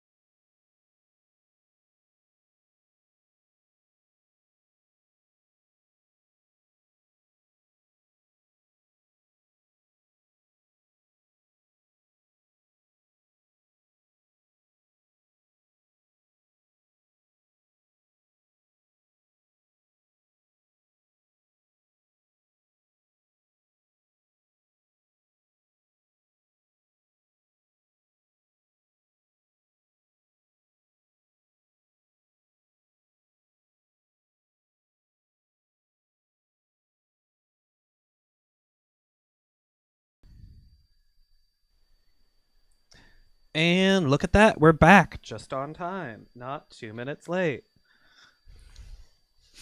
Incredible. Amazing. A skill we all have, it turns out. Mm-hmm. Welcome back, and thank you, everyone. We left off right at the entrance of the main area of Lil Ruby Ranch. I'm going to do another quick recap. On the left side, a bunch of modern buildings, a spa resort style place off to the left with a pool, various amenities that you can't quite make out from here, and a hotel area. On your right, an old ranch house, a family home made of wood with a little girl in a red dress outside flinging vegetables for fun. And at the center, a pen stuffed so much that you have to think, there's too many sheep. Why are there so many sheep in here? A pen full of red sheep protected by a tall, clear plastic fence. And the three of you, plus the two guards who are just setting you down at this moment, CEO, are now able to choose how you would like to approach this place. This is a very regular human number of very regular red sheep to have in a very regular cell. Is it not, security guards? I mean, do you want me to tell you what I'm supposed to say? No. Oh, How do you feel about it? I mean, it seems like a lot of sheep to me. What about you, Tyler? How do you feel about it? I feel like this is a very regular human number of sheep. In a very regular human number of colors. I'm absolutely going to hand over the big red to the security guards that carried me here. Yes. Compliment their delts, and then turn to the group. So I think, first of all, that's too many sheep, and they're not. I mean, they look like they've been Easter egg dyed, which is weird because I thought that was an eggs thing, not a sheep thing. But also that kid, he's gonna point at the little girl just sucking veggies. Seems like my kind of gal, and I want to know what she's about. So I'm just gonna hop on over there. I think she also saw the Mario movie, and she's trying to pull up turnips to throw, because that is a very normal human activity, as seen in the Mario movie. I've actually not seen the Mario movie, just out of this bit for a second. Turnips in the movie? Because I also no haven't idea. seen I it. have not seen this movie. I'm just haven't seen it. assuming they do, because Peach can pull turnips up in Super I Smash want to Brothers. see it. Continue. I feel like But I've who heard goes- that they do who a goes to bunch film? of like they just kind of throw a bunch of references, which if you like that, but I guess people like the movie, and if you wanted more of a plot, not so much. But again, I have not seen the movie, so I know you're right about the go-karts. They definitely do the carts. That And was they're in the on trailer. Rainbow Amazing. Road. I know these facts. before I explain what Layla's doing, I would like two clarifications. Sure. What is the line you are drawing between commandeering and stealing? That is a line that we can negotiate any moment. Anytime you want to negotiate it, that line is there. I can tell you that I would give you the same.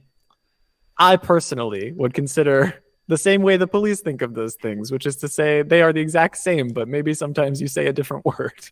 Okay, just making sure. And when it comes to closing doors, can they be metaphorical doors that are closed? That is definitely the intent there, yes. And at any point, especially with those, the flexibility of the language is part of the goal. So you Okay. can always find ways to interpret them however that works for you. Just making sure. How heavy is a sheep? It Pretty depends. heavy. Yeah. It depends. So I have an answer for this. If we're talking lambs, they're actually not that heavy. Like 20 pounds ish, you know what I mean? But they're squirmy as all get out. A big sheep, you're looking at like, I don't know, 100 pounds probably. And we've got a mix. Most of them are big sheep, but there are some lambs moving around in there. Okay, and is there any visible, like, security besides them being kind of in a pen? Is there anything visibly, like, keeping the sheep in? Like, is there, like, a wolf dog or something roaming? No, the pen has very high. This fence is like it's like 12 feet high. Basically, it's very high. But and there is an entrance to it on the left side, over facing the spa area. But the entrance is clearly locked with like an electronic lock. You can even see a keypad like sticking out of the side. Okay. And completely unrelated, like about how high does the go-kart go? It's very low. Go-karts are very low. Go very, very low go-kart. Okay. Mm-hmm. About lamb height, roughly, would you say? Or is it like 2 lamb high? It's probably Completely shorter unrelated. I'm standing up, I think. I haven't had to put a lamb next to a go-kart before, though, and that's the beauty of Triangle Agency, the tabletop role-playing game. I would argue a go-kart's about 3/4 the height of a lamb. Yeah, Okay. That makes sense to me, too. Okay. All right. So while you're putting that plan together, I think I want to follow Riker. Plan? I think I want to follow Riker. Riker, you were saying you were heading over to the girl, right? Yeah, I just would also like to advocate that I did convince 2 grown men to carry me to a place, which sounds like I made do something I wanted them to do. So I'm absolutely a commendation. a commendation there. Put that in there. As you make your way over to this girl, you see that she's wearing a red dress. She's got a big red bow in her hair. She has this dark hair that's tied back in a ponytail and like this like perfectly kind of combed ponytail. And she is wearing pretty nice shoes for a kid. Like usually as they're getting older, you don't really get them fancy shoes unless you have a lot of money, but she's wearing pretty nice shoes and she's getting them completely ruined in that dirt as she rips vegetables out of the ground and chucks them into the woods. Riker's Real fast question.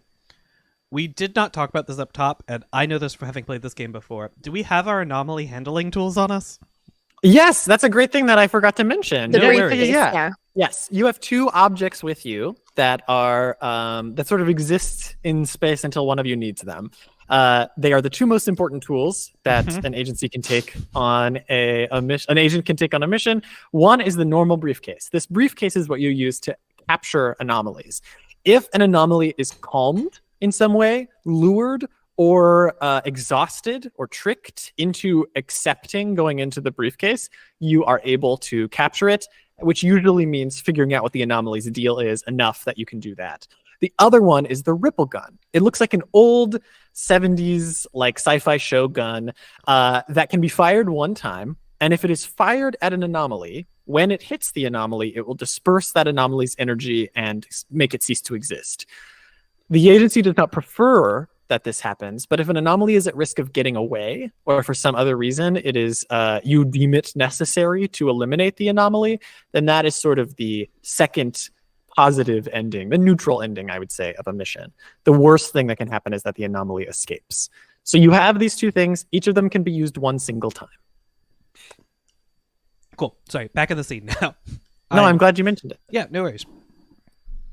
I'm standing there watching this little girl demolish this garden, and is she saying anything, or is she just silently going about her business? When you get close, she turns to look at you, carrot in her hand, and she says, "Spa's over there." You cool, neat. What you got going on here, though? I don't know. Are you having fun?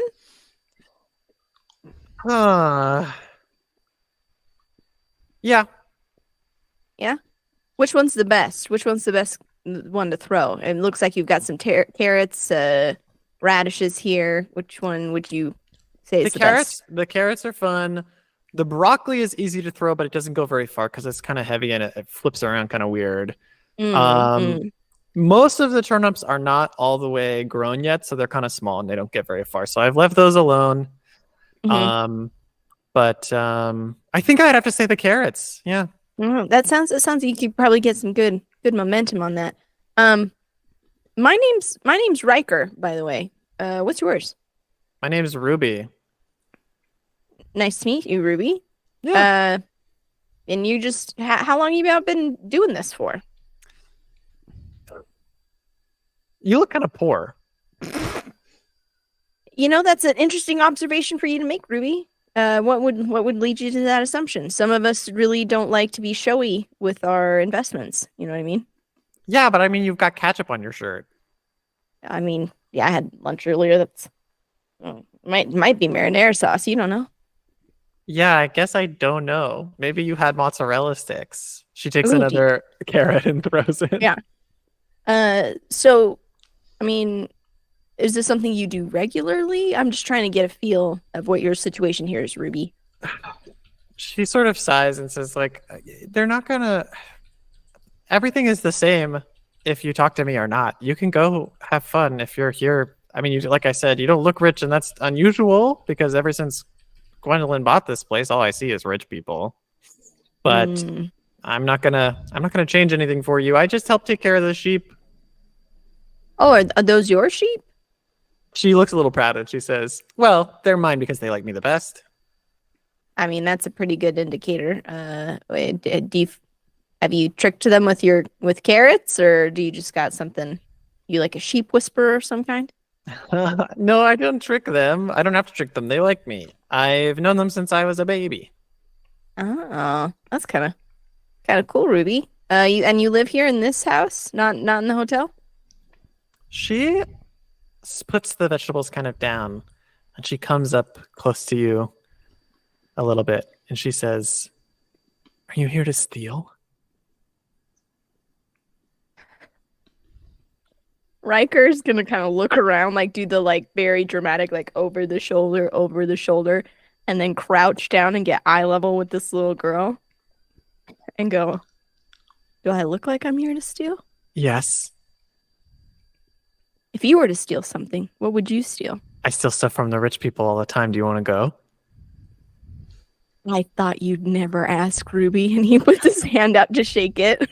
She a little hand shakes your hand, and she looks very excited that you have agreed and leads you off around the other side of the pen toward the hotel. As that happens, I want to now come back to you, Layla, and this percolating plan. I would love to hear what you want to get up to. What you're talking about. But I mean, so hypothetically, Yeah, we're speaking totally in theory right now. Totally in theory. If, let's say, a nondescript go-kart shape thing were to crash into this 12-foot wall, because like, does the 12-foot fence, because if it's a fence, I assume it's made of wood.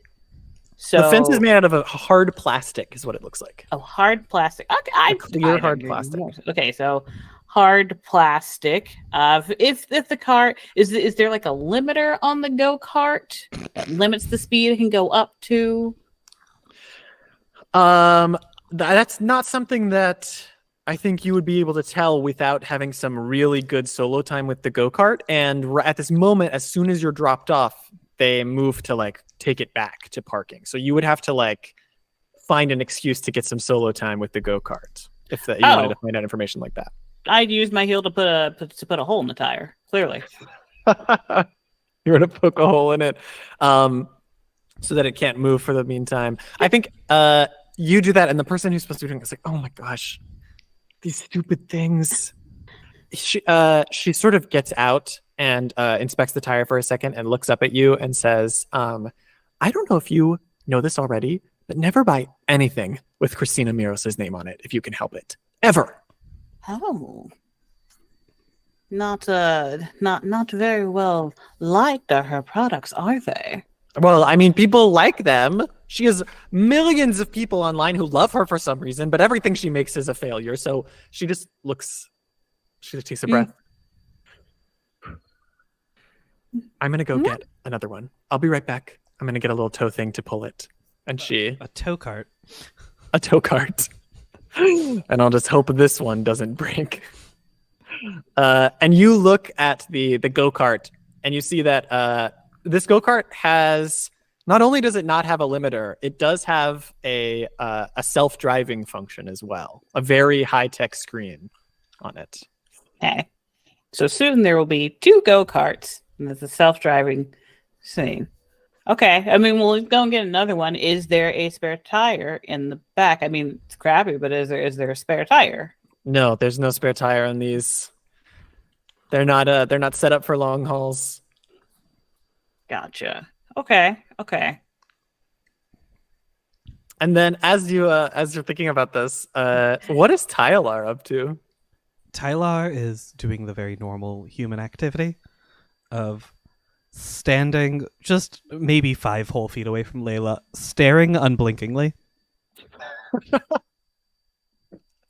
Tyler, you're the one that's approached as Layla is inspecting the car, and you're standing off to the side with nothing clear to do.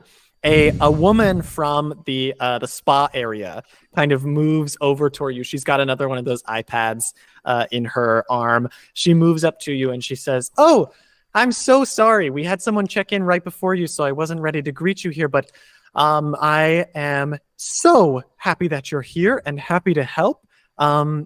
You are. I'm sorry. They for some reason they didn't tell me when someone got here. They must have gotten distracted with something. Of course, getting distracted is a normal human thing that happens to people. My name is Tylar, and I am on the Tourage. The Tourage, is that a show or a movie? That's great." Tyler nods at her. She says, "Oh, there it is. Are you here with Layla Lowry?" Yes. Great. Okay, well then here, I'll hand you these. She gives you 3 wristbands. She's like, "These will let you into all the amenities." Oh, is that Layla over there? She waves for you. "Layla, hello." You're muted, I think. Oh, sorry, you're muted. I said, "Oh, hello, how are you?" And while I am saying that, I would like to change to reality again because there's one car on its way self-driving, and then it's been wait over. I would like to change. Well, okay. Let's see. I need to. Is the self-driving function pretty easy to activate? Yes, it looks so ezy to activate. Okay. It looks like it has no restrictions, and it looks very dangerous to even a cursory glance. Perfect. Great. I just want to change reality so the tire's not flat again, and then gonna have it ram into this whole thing. I like that. I would call that, because you're trying to make this tire especially tough, I would call that persistence. Absolutely. So that is a 3. That is not a 0. It's 3. So you have 3 in persistence? Yes. Great. So you'll roll 6d4, and then you will just look at that, and then if you need to change it, you can potentially spend those points. Okay. Perfect. That is 3 3s. Nice. Another Triscendence. I'm sitting on my 4 chaos. So with Triscendence, you have the choice. 3 commendations. Any number of 3s, which doesn't matter as much for these basic rolls, or recharge quality assurances, which you also haven't spent. So I think that 3 commendations is a pretty easy choice for you right now. Yep. So you can add that, your 3 comms. And yes, you shift reality casually behind you as that tire heals and that other car is on its way. And she says, "I just wanted to make sure you also heard my opening spiel. So welcome to Gwendolyn Powell's Little Ruby Ranch. We have several fabulous amenities, including a deprivation tank, sound healing, a hot sand treatment. We have on-staff chiropractors, a dry sauna, ultrasonic pore cleansing, the petting zoo, and a juicery." Oh my, that is quite the list. Absolutely. And while often our reservations are published online, I saw that you had kind of a late reservation. Typically what we try to do to protect our guests and to make sure that everybody is safe and comfortable and knows who they're going to run into, we sort of try to make sure everyone's aware of who else is at the event. Would you like me to let you know who's here? Yes, please. That would be very lovely. Okay, absolutely. First of all, we have a returning visitor of ours, Christina Miros, who is a great donor to this place and one of Gwendolyn Powell's close friends. The go-kart We have lady. yes, exactly, the go-kart lady. She smiles at you with a hospitality smile and a darkness in her eyes as she says that. She says, we also have here Richard Buckley, who you may know. He is a really talented actor, one of my favorites, who has been in the business for quite a long time, but oh gosh, I just love him. We have Gabriela Flores, who you definitely haven't heard of because she won the lottery. And she has paid her way here directly, which is a nice, fun change. Agnes and Bella DuPont, who are technically the owners of Canada, and Monet from My Children Tell Me, the YouTube and the TikTok. Oh, been such a long time since I've talked to Monet. Oh, you know her. Well, that's great. It's always better to be here with friends. Did you say our names were going to be published so people know we are here? Oh, well, Layla, of course, has been added to the guest list. And yes, everyone who is here is aware of the other people here. I'm sorry, can you say that again? I'm going to go ahead and use say again here. Yes, okay. I think this might be our first anomaly power now. It is our first anomaly power. Oh, no, second, because we did Would You Like Some More? So now we have our second one. Mm-hmm. So yes, would you like to read just the actual the text of it, and then we will see the success and failure based on how it goes? Yeah, you may respond to a spoken sentence with the phrase say again, and then you may tell the group what the target said instead of what they said initially. Roll presence. On a success, the target believes that the new sentence is what they meant. Great. So what would you like to change what she said to? I would like to change it to, no, I said we weren't going to publish your name. No one knows you're here. Perfect. So roll presence. Yeah, let me see. My presence, it's probably, it's 0. I have 0 in presence, and that's... So we have a -1. Yeah, and that's okay, because I'm going to roll 3 threes. I rolled 1 3. All right, so this is a failure, which means I need you to read the failure case of this skill. I think this is the first time I've gotten to see this failure case in play, so I'm so excited. Yeah, it's fun. And I get 6 chaos as well, which takes me up to 10. Cool. On a failure, the target is unaffected, and for the next 3 hours, you can only speak using the words in the sentence you intended for them. Huh. Oh boy. Meanwhile, I'm just robbing people with a little girl, so it's probably gonna be okay. So you should probably write out that sentence you said somewhere. In the so we can of doing that, I will post it in the Discord when I am done. Oh yeah, and I think if you post in the chat, I invite the chat to help us make sure. That's a difficult thing for me to keep track of, but I love I love that this is coming up now. The most This is an aggressive response. I'm very excited about it. A good failure. So this the way this feels for you is that you are trying to call on a power that's very personal to you, the anomaly that you have, and you are reaching out to attempt to use it, and something about your control of it, something of the way you are holding onto it backfires, and you feel it hit you with this very, very serious change. This is all. Those are the only words that Tyler is able to say now. In any combination, you can mix them up however you like. But those are the only words. Cool. And I've pinned it in the chat so we can keep me on. Perfect. And so I don't want to now stall Layla anymore. Another go-kart is coming back around to meet the first one so that it is in the same ready position that one was in. Yep. Absolutely. This is a tow cart. It actually says tow cart on it, and it has a little hook on the back. No, absolutely perfect. I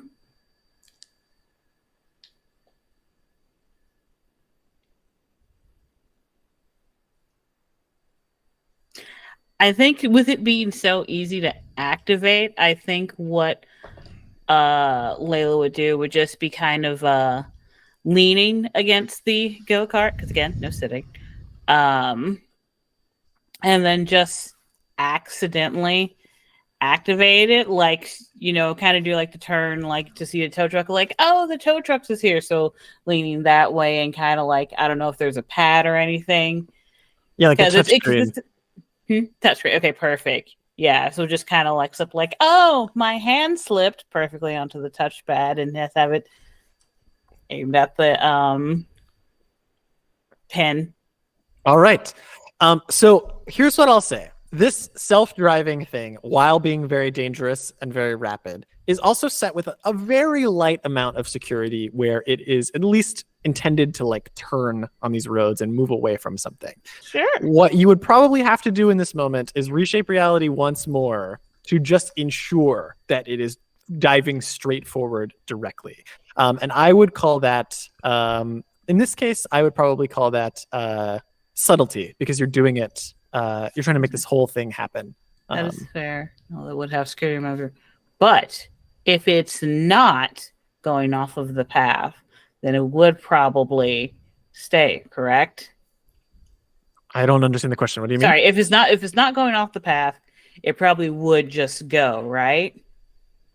So if it was repositioned to stay on less than like the sidewalks and everything, kind of like golf carts, as long as you were on the paved part. Yeah, so it's on a dirt road right now. This whole place has dirt roads around. Okay. And it has an automatic thing that'll at least cause it to try to steer away from hitting the pen. You can adjust it so that it loses sight of the pen and is just ramming straight forward if that's what you're trying to do.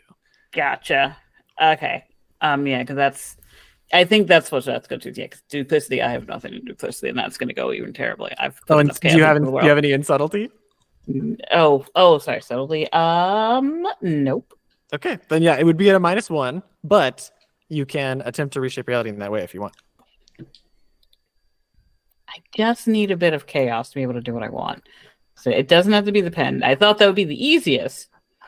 So you just want some chaos? Yeah. Then that can definitely happen without a change. Okay. You turn it on, and it immediately begins moving, trying to get back to the place where they are all parked in the back. It moves forward. The tow cart is coming off from one side. It veers around suddenly, going way too fast. It makes like a squeaky noise on the dirt.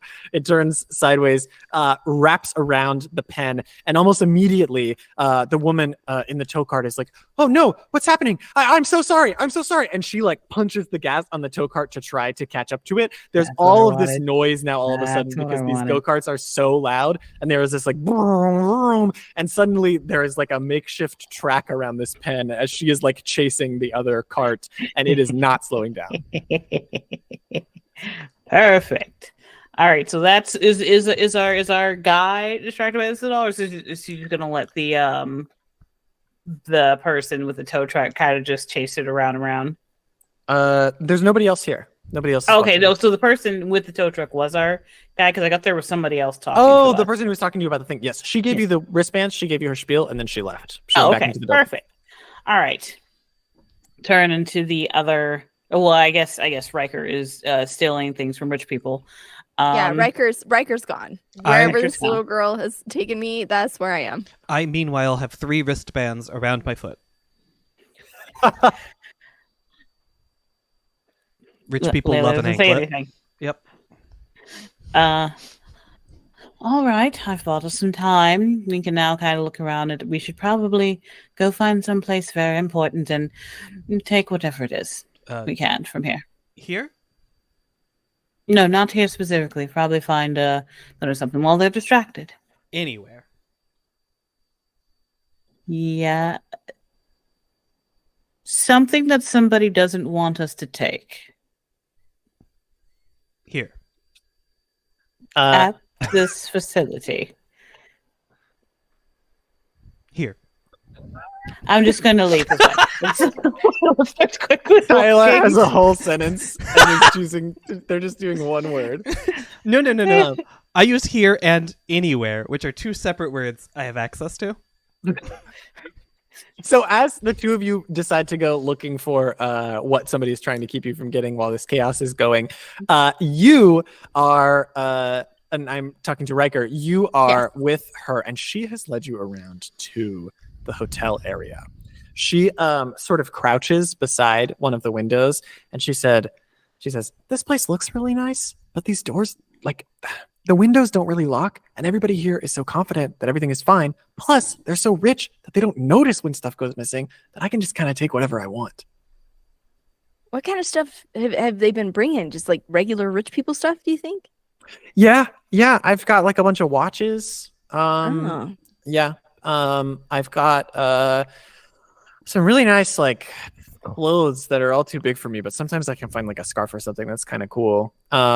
Oh, I have this. And she reaches into her pocket and pulls out a really beautiful ring. It has like a crystal, like a very fancy gem on it. It looks like it's made out of pure gold. She says, I know it looks like people would love this. It looks so expensive. I took this 6 months ago, and I still have it, and nobody even asked about it. Ruby, you strike me as the kind of gal that really appreciates the finer things in life. Would you agree with that statement? Well, I guess so. I like taking stuff. I don't know that I really care much about it. Just kind of like thrill of it all. Yeah. Yeah. Listen, I'm gonna level with you here, Ruby. I think this is great. I think you're gonna go places. I like what you're about. I like what you got going on. I'm here because there seems to be some kind of weird stuff going on. Like rich people come here and they either get really successful or they end up getting really hurt. And I'm trying to figure out why that might be.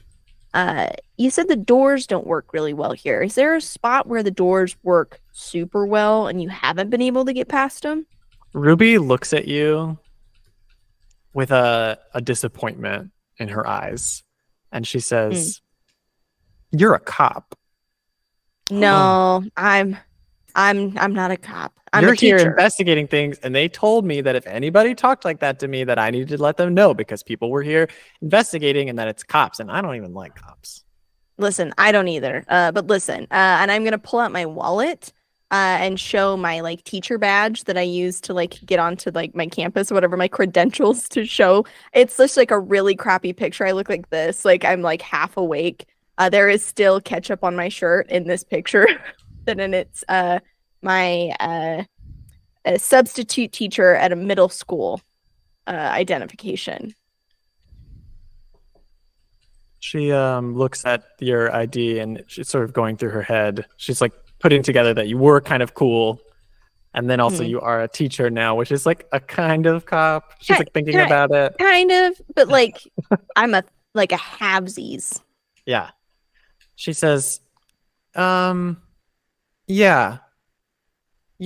I mean, the rich people all really like my sheep, but I'm not supposed to talk about it. Well, that's okay. If it makes you uncomfortable, we don't have to talk about it.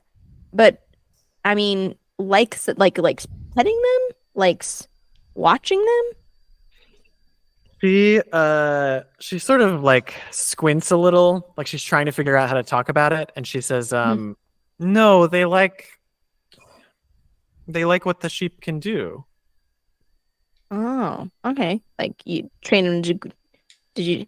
Ruby, did you train the sheep to steal the rich people's stuff? Because if you did and you didn't tell me that, I'm gonna lose it because that's fucking nuts. She and very smiles impressive. a little bit, and she says, "No. Okay, if I show you something, can you promise not to tell?" I absolutely. He throws out a hand like pinky promise, like I swear, Ruby, just me and you. As you do that, another hand comes from the side with a pinky and wraps around your pinky, and you turn to the right. And you see an identical girl to Ruby who has just stepped around the corner. And both Rubies look at you with kind of a hopeful, "Is this cool?" expression. And at that second, I want to shift over to what is going on. Tyalar and Layla, what choice have you made as this sound as this chaos is occurring around the pen? Right. Okay. So I gotta imagine, because there was the pen, there was the hotel, and then there was one other structure, right? Yes, there's the farmhouse. The farmhouse. I mean, with all the sheep, how weird it is, kind of wants the hotel would have a lot of people, and I'm not sure they would all be distracted by it. But the farmhouse, possibly. So if possible, I want to like get to the farmhouse and see, one, if there's anybody there, and two, if not, we can kind of like sneak around and toss it real quick. I want to sort of pretend to be here for a second. I'm going to try to shape my body like I'm Riker. I'm going to like really like slunch and point at what isn't a stain on my shirt, but I hope you pick up is one. And then here? Yes. Here. This... Here. Here's a question. How good is your Riker impression, and would you like to try to make it magically good? I don't feel like I need to make it magically good. I do live with Riker. That's true. That's a pretty good. That's a and pretty good impression. I can't say words right now anyway, so I don't feel like having to sound like Riker is really part of this impression. So I'm just That's trying true. to like slunch. I'm trying to give you the idea here that Oh, I am okay. looking. We should Yeah. probably figure Mess out where up your Riker hair. is. Yeah. Oh, yeah. I don't know where Riker is, but I figure we could link back up. We could link back up later. I want to find something first and then link up. Hopefully, Riker has also gotten some amount of information from that interesting child from earlier. Nobody here. And then I point at the farmhouse. Yes, you're able to make your way over to the farmhouse with nobody there. It's a perfectly clear path. And the house itself, you can tell as you come up, there's nobody outside, and the doors don't look at all like locked or anything. People here don't seem especially nervous about that. So if you wanted to waltz in the front door, you could. Okay, interesting. Waltz in front door. See if this farmhouse shouldn't be that many rooms. And I want to, let's see, what would I be looking for? I'd be looking for any kind of carpet, anything that's covered, anything. I know no one's really concerned, but sometimes the best way is to double bluff with secrets. Okay, so you're heading into the farmhouse? Oh, yeah. In there, you see a very, very nice little home. It's definitely lived in. It doesn't look super fancy. It doesn't look like it's really intended for guests.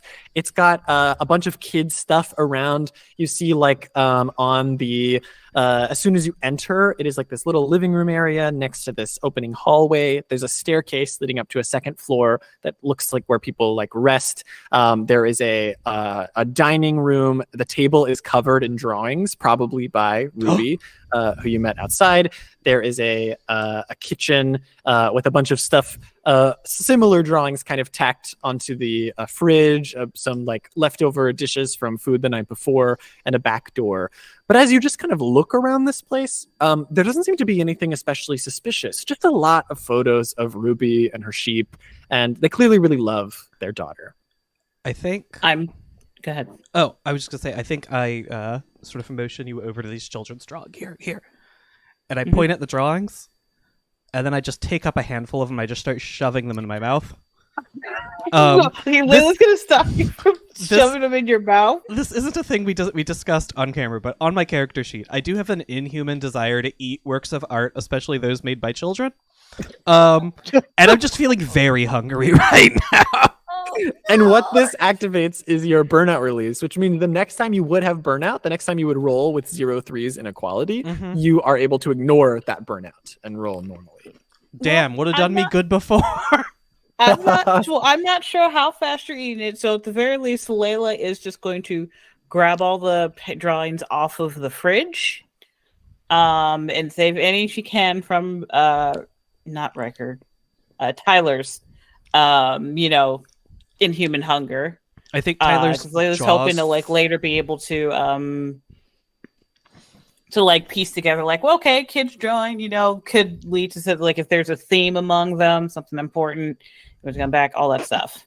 I think Tyler's jaw's fully unhinged and he's glowing a little bit as he just fucking gobbles down drawings. So that's why any off the fridge, I'm hoping Layla can at least save. Ignore the table completely. You're able to protect the fridge, but as this like horp noises are hitting, and you're like trying to pull things away, the Kegan, no. Coming down the stairs from above is a little girl in a red dress and dark hair who looks down at you and says, "What are you doing in my house?" Here? Yes, here. At this exact moment, across the complex, 2 rubies look up and say, "Somebody's in my house." Riker's like still holding, like, it's got the one little girl, and he's just like beaming, looking at this because this is nuts.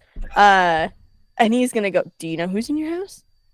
Yeah, 2 people. Somebody who looks like the kind of people who usually come here, and somebody who's kind of green. Weird. Oh shit! Oh, Shit, that's And the Ruby in the house says, weird. Riker's gonna go. No, that's cool. It's fine. It's fine. Those are my friends. They're the ones that came here to steal stuff with me. The green guy's name is Tyler. And he does weird things sometimes. But he's actually very cool. Loves Back in the talking about house- his feelings. Back in the house, she says to you, "Are you Tyler?"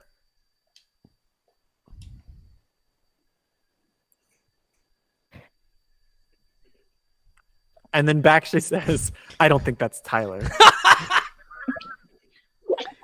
Riker's gonna go. Just ask him to walk around, and if he walks like this, it's him. Can you walk around? Okay, it's him. Yeah, I knew it was him. Can you talk to him right now? That's crazy. How are you doing that? You're amazing. Ruby, has anyone told you that you're amazing? Yeah, my parents say it all the time. Yeah, well, that's good. They're good parents. I would give them a high five, if I could. Listen, do you want to meet with my friends? Can we all kind of be together, or do you want to show me more stuff? I gotta be honest with you, Ruby. I thought that I was just gonna steal some stuff with a cool little kid, and now I found out there's at least 3 of you, that can talk to each other across time and space, which is pretty fucking wild. She looks a little bit like she like listens to you say all of that, and then to the other 2, she says, "You're Riker's friends? Yes. Are you cool?" I think I'm quite lovely. No. Where? See, after a pause, she says, "I like you," to Tyler. Here. And then to you, she says, yeah, they're just in my house if you want to talk to them, but I probably shouldn't have shown you. I'm going to get in trouble. If you're here to take stuff, oh my gosh. And the 2 of them are like both doing the exact same thing at the same time. The 2 in front of you are like putting their forehead in their hands and are like, "Oh no, I'm going to get in trouble. I have to tell my mom." No, well, listen, Ruby, I'll level with you, right? I don't think you have to tell your mom, because I don't think you've really done anything wrong. You made a friend. Is there anything wrong with making friends? No, that's right. And you're showing me around this cool place that I already had access to get into. Is there anything wrong with being hospitable? No. Right. All right. See? And not only are you being hospitable to me, but you're extending that to my friends. I think that makes you a pretty stand-up kind of gal. Wouldn't you agree? I know what you're doing, and I appreciate it. Well, I appreciate you, Ruby. I think you're pretty stellar. You were going to show me something cool. You don't have to. And if you really feel like it's going to get you in more trouble, I don't think you should do it. But I think it'd be pretty neat if you showed me that cool thing you were going to. I wanted to show you this. And she shows you the other one. They present each other. But what did you come here to steal? Well, that's the thing, Ruby. And Riker's gonna kind of slide his back. Like, I imagine we're just in some kind of hallway or space that's like I've been imagining you around the corner of the hotel, like outside. Perfect. Yeah. Awesome. Yeah, he's just gonna kind of slide down and look at her. You've been really cool, and you've shown a lot of vulnerability, which is very mature for a kid your age. I gotta tell you, I'm a teacher. I see a lot of kids, and not as many kids are as bright or mature as you. So I'm gonna talk to you like I would just a regular old adult. Are you okay with that? At this exact same moment, Tyler, she is, having seen what you did, handing you her least favorite drawings to eat. The other one of her is like enjoying this moment, even though she's looking a little stressed. I do think before she hands me the first one, I like hork up her old ones and hand them back, and then because it feels like what she wants me to eat is these, not the ones I did eat. Right. So here, and then I take what's out of her hand. She doesn't seem nervous about gross things at all. You do that, she takes them perfectly confidently. She's like moving them. She's like, oh, she gets the towel and starts fixing some of them, and then she hands you her least favorite ones. Perfect. I'm just chowing down. We're making a fucking meal out of children's macaroni paint. Amazing. And Layla, I don't want to be hiding from you. Is there something you want to be doing while her attention is like less on you? It's okay. if not, Layla I just is wanna check. legitimately taking the other drawings, just like stuff in the middle. Taking more drawings. She's saving the art. Yeah, that's perfect. It's safe with me, not in this house. This is, like when you have like a hoarder and it's like, okay, so this is the donate pile, this is the throwaway pile, this is the keep pile.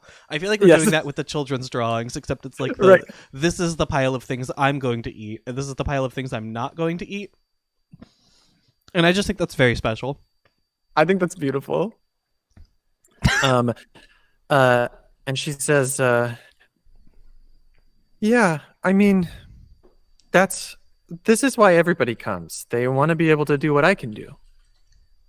What, they want to be able to be in multiple places at one time. Yeah. Okay. And do you know why you can do what you can do? She nods. Okay.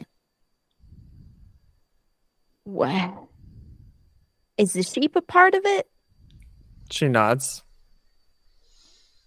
Okay. But you can't take the sheep. Okay. All right. The sheep. Those are my I don't. friends. Well, of course they are, Ruby. But I'm your friend too, and I wouldn't want to do anything that's going to hurt you. Okay. I need you to trust me on that. Can you trust me on that? Mm-hmm. So here's the deal. I'm here to check out weird things because I have weird stuff that happens with me too. I like to imagine that little Ruby She wrinkles burps. her She's like, nose. oh, yeah. She does the wrinkles my microphone. nose.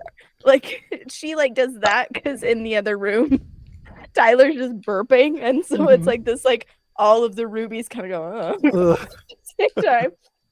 Well, no. Just hear me out, Ruby. Like, there's weird stuff going on here, and weird stuff goes on with me too. All right, there's some stuff I can do. It's not as cool as yours, I don't think. But I can make people want stuff, and I can borrow stuff from people that you can't typically borrow. I'm telling you this to say, whatever's going on here, what's happening, I need to know more about it so I can keep having a job and paying rent. Does that make sense? Immediate in the final moments, a swerve away from the things that she comprehends. In the very final moments. Yeah. She says, I didn't say he was a good teacher. yeah. She says, yeah, a job. Yeah, like my job is taking care of the sheep. Right. And my job is to make sure that stuff like you and the sheep stay real cool and real chill so we don't mess up everybody else's day. So people don't come here and try to hurt you or your sheep. Does that make sense? Yeah. Right. So the more I understand and know, the easier time we're going to have about that. See, because I can't guarantee that other people, like cops, are going to come in here and just totally fuck this place up. And I don't want that because cops suck. She nods. She says, my sheep can make more of anybody. Okay. But they only do it if I like them and if I let them. So do you like doing that? No, my mom got a lot of money from Miss Powell, and so now people come here so that the sheep can help them with their jobs too. Okay. That's pretty cool. What if I made it so you didn't have to do that anymore? What if I made it so you could just hang out with your sheep? You'll get rid of all the rich people? Heck yeah, bud. Fuck rich people. Eat the rich. You know what I mean? She nods. She says, I don't think I want to eat them. Well, it's kind of like a metaphor. But listen, I have an idea, but I'm gonna need your help. Okay. Does your mom have the paperwork for when she sold the ranch? Do you know where she could keep something like that? I need to know the legal terms of what this place is called. My mom has a filing cabinet in the house. Should we maybe steal from that, do you think? Maybe you could have my friends in the house who are already there just take a gander at it, because I just need some words off of it real quick. She turns to the two of you and she says, Riker wants me to show you my mom's filing cabinet. Here? Here. She points upstairs. Layla goes upstairs. Upstairs, there is a couple of bedrooms and there's also a small office. It's a very simple office. It's got a desktop computer. It's got a couple of filing cabinets. It has a bunch of paperwork kind of piled up on the desk. And it has a safe on top of one of the filing cabinets. I'm going to immediately turn the safe around to see if these are the type of people who would leave the combination on the back, so they know they always have a reference. Unfortunately, no. That's Okay. a good try, but there's no combination. Come on, it's so likely, distressingly likely. But Perhaps no, we could shift reality for this to be the case. You know what? In this case, I think that's worth it. I think it's worth it. All right. What would you like to do? Yeah, I'm gonna try and shift reality. So that is the type of thing they did. They just I credit to these people. They remembered to take it off. I'm gonna change it so someone put it back. All right, that's a great idea. You want to shift reality so that the code is written on the safe. Yep. I would call this subtlety again. Subtlety or attentiveness. I'll take attentiveness. All right. Take attentiveness. Because with attentiveness, you're noticing detail and recalling information. So the idea that you might have accidentally seen it somewhere or could pull the code out. We'll take it. That, let's see, 1, 2, what? Nope. Oh, wrong thing. That is 3 threes. No, this has been a really clean. Why does everybody else get to roll well and I can only use one sentence?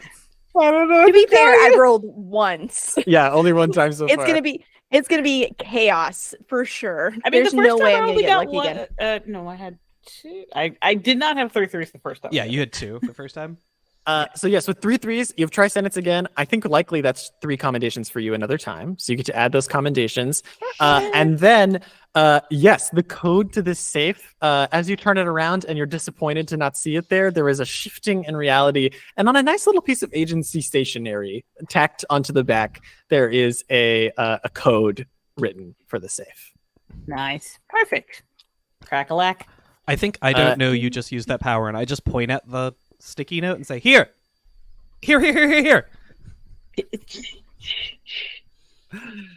As you open it, the safe was the right choice right away. Inside, there's a couple of pieces of jewelry. There's some important documents, and you see in a folder there is the agreement of sale, the contract of sale in there.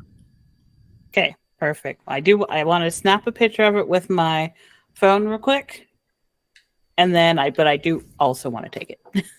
You take it and you send it to Riker. So Riker, what were you looking for from it? So I was looking for. I wanted to make sure I got all of the legal names appropriate for the ranch, and I would like to use my CEO move of the expense account. This is perfect. Read it to us. This enormous accountant's ledger is rumored to contain every purchase made in the history of mankind. Once permission, you may write that the agency has acquired something specific in the ledger and it becomes agency property. You may use it during this mission, but the agency makes decisions about it going forward. I would like for it to be that the agent owns the ranch. The agency owns the ranch. Okay. Yeah.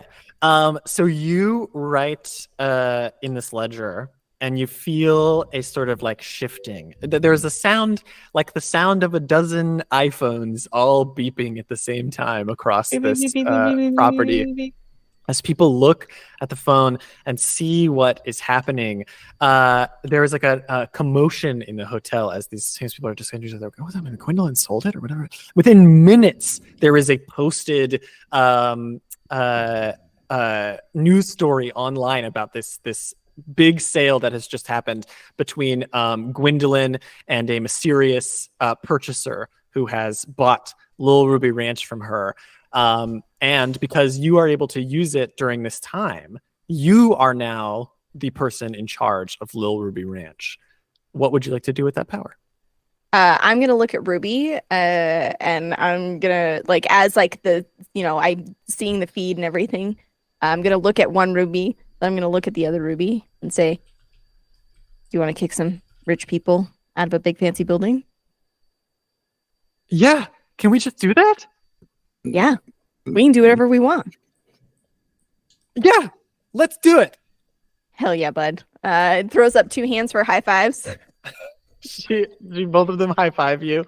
And as you sort of go to kick these rich people out, I want to signal just a few little details for you that you would be thinking about in this moment. You have bought definitely time for her and for this anomaly, because if the agency owns it, then they are able to do what they want here. You can feel pretty confident that after you leave, the agency will send someone else to put these lambs in the vault if you don't. And if your team doesn't take them, you will not get the reward for doing that. Got it. I think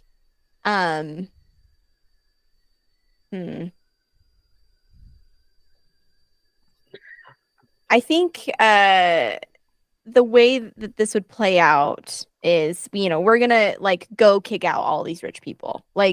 Riker wants Ruby to have a fucking blast, getting to send all these crappy people that she didn't really kind of leveraging this skill set against her and everything.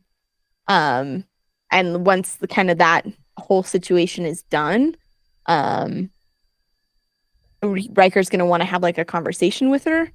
I would like to explain to my squad as well, what I learned and what the situation is, and not have to communicate through the rubies. Mm-hmm. I So I probably think meet up. Sure.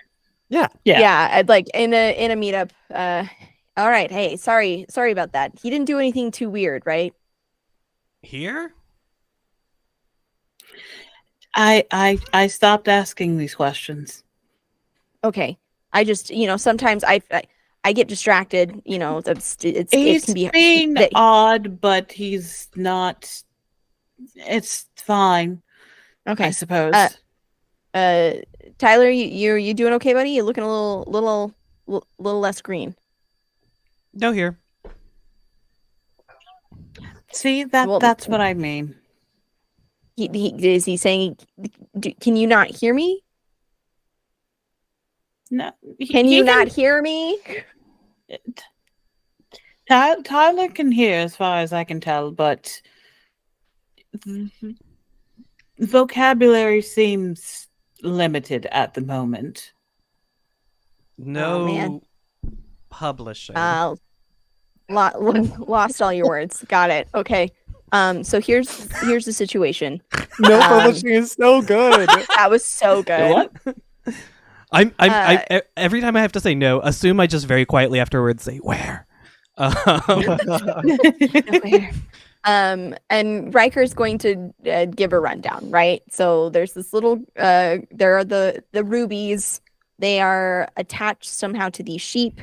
Through them, they are able to create clones, duplicates of the other people.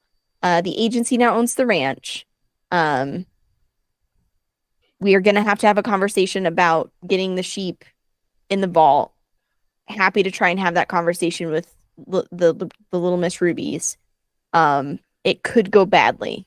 When you're all thinking about it, the other thing that should be on your mind is something that we haven't talked about it yet today, which, because you've had a pretty private time, is that Mhm. another thing you have to watch out for in this game is loose ends. Mhm. And while a lot of them were made loose ends in separate occasions by famous people who were here at other times that are not your responsibility, you have Mhm. now interacted with Ruby, which means that if Yeah. Ruby leaves this situation understanding what has happened to her, which now is something she's had her whole life, and if these sheep are not taken back to the agency, both of those are things you will be punished for. Right. So what I'm trying to say is I did a really good job and potentially a really bad job. I think I've got it covered. If I'm gonna ask, I'm gonna talk to her. It could just go really bad. So You. yes. Uh-huh. Okay, You question just want to go to sleep? from a player perspective. For my shortcut thing, Uh-huh. okay, it's right for me, but let's say I was in the go-kart because the agency owns this place at the right now, right? Yes. Yeah. Which as a Mhm. note, I would like it noted that because or Layla took the bill of sale. Layla currently has it. You have it, but all that was documents like documenting the sale. It wasn't the official. It And wasn't the old that wasn't- sale. Yeah, that didn't get adjusted. It was just that he wanted to Dang. make sure that he had the information. Okay. The I need- agency it needed absolutely to takes it be- over after this mission. That's Yeah, super I fair. needed the specifics. That's super fair. For my I know a shortcut. If I was say in a series of tied together go-karts that had lambs in them, would that still count as my shortcut? I don't think I understand at all. Okay, What do you is- mean? I know a shortcut says when you want to get somewhere in a hurry, say the phrase "I know a shortcut," and then Mhm. describe a short path to the discussed location. Roll initiative. On a Yeah. success, your directions are correct no matter how impossible for yourself. This shortcut disappears once it's been used. So my question is, does for myself only count me, the physical person, or if I was like in a vehicle or something, Yes. would it also count the vehicle? So there's Yes, so that is a case where you would need multiple threes, which is that second part of that skill. You would need Mhm. multiple threes for other people to come with you in the car. However, and since you're asking about the sheep, I will go ahead and tell you the sheep count is one thing. That's one person. So Okay. you would need to get a total for all three of you and the sheep of 4. If you wanted to do a shortcut in the go-kart altogether. I You should have to have 4 threes. also just mention we can put all of the sheep in, and I can't say this as a character, but Kegan can say Yes. it as a player because you would know this. We could put all of the sheep in our very normal briefcase. Yes. Yes. And that's how we normally deal with anomalies. Mhm. So we don't have to find like a wild path for them back to the We don't need to agency. go on a wild sheep chase necessarily. Okay, I thought we had to like corral them all into. Okay, No. If we can get them in the briefcase, that would solve our problem. okay. Yes. Well, all right. It would be a fun way to get back home, though, what you're describing. It would be. Abs- Yes. Absolutely. I don't want to stop you from doing the thing. I just want to say there's probably an easier way to do the thing you want to do. So what I'm hearing, and kept kind of pulling back into character. Mhm. If you guys take care of the sheep, I'm gonna go talk to Ruby. No, you want to go to sleep? You want us to sleep 2 times for 2 nights, 2 days here. You want us to sleep for 2 days here? No. Not here. No. I'm going to put on a fucking show right now. You're sleepless in Seattle. I'm trying to explain that I need to sleep for 2 hours, and we're going to do Hours, this yeah, over Okay. a wild series of pantomiming so I can get my use of language back. You definitely well we've talked about this already having a little bit of a time jump because you're kicking everybody out, you're pushing Yeah. everybody out. I would say that by the time you have all the time you need for the rest of the stage, I want to make these take choices. 2 hours before we kick everybody out so I can actually help kicking people out because Oh, that's great. I don't Yeah, yeah, have the access to I the love words it. I need to be able to I do love that you anymore. just being like, no publishing. No one will know who you are here. No one will know you. All No of- one will know you. So No here's one will know you. Here's the really fun thing: is all of my abilities are based on me opening my mouth and saying things. I'm like, I'm cut Yeah. off from my powers right now. And I would like I've been punished for long enough. I need to regain them. Yeah, you have all the time today. So Okay, as cool. long as you long as Anyway, you have a plan, you're able to do whatever you need. I put on this show for 2 full hours where Riker is trying to guess what I'm trying to say.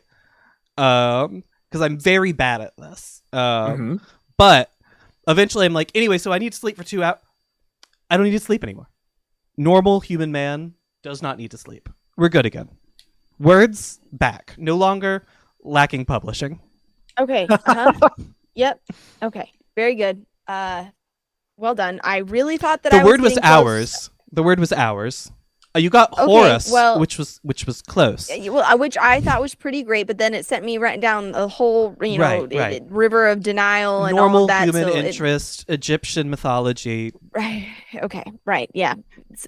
I'm actually surprised, Tyler, that you know as much about that as you do. Yes.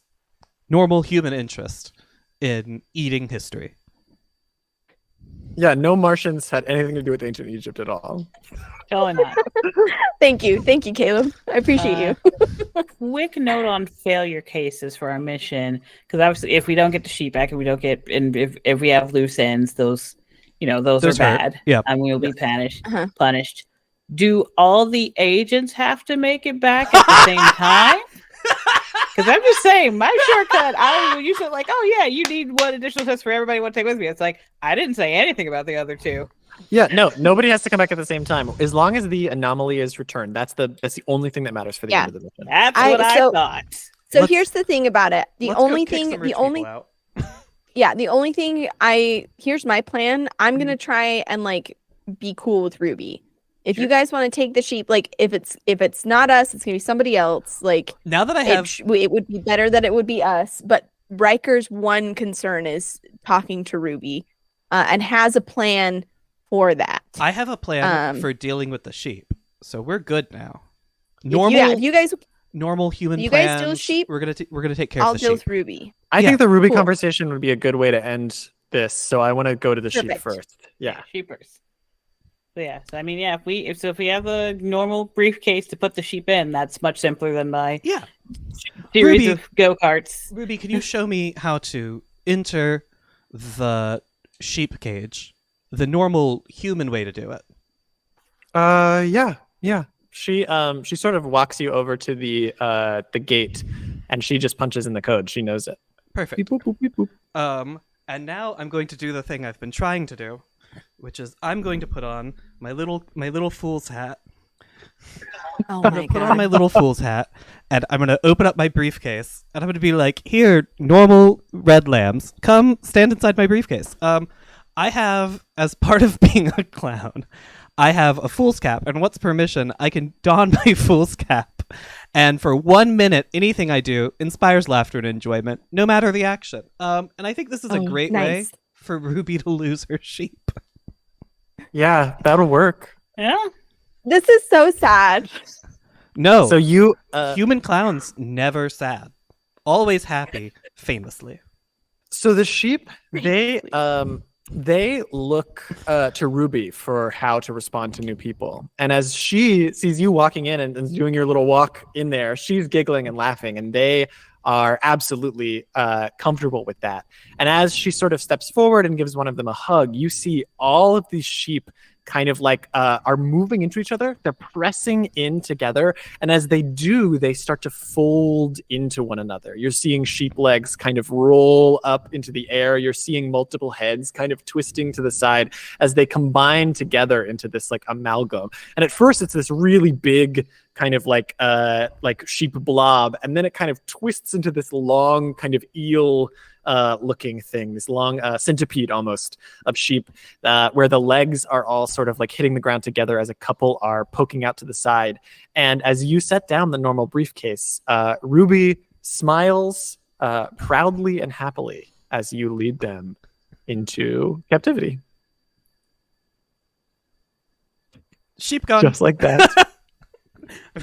And we have you have after that another 30 seconds of time before the effect wears off. Mm-hmm. What do you do? Well, I have I'll let you go. 30 more I think seconds to make I think I'm a gonna child look laugh. at you guys. Yeah, look at you guys and kind of like do a like head nod of like if you want to get out, now's the time. Like before things get ugly. Layla's grabbing the suitcase. I know a shortcut. Let's roll.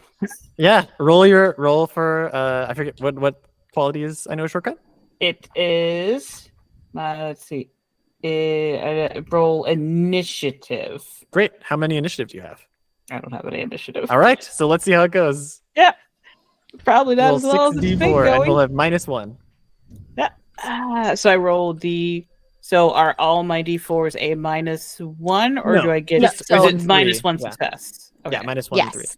Okay.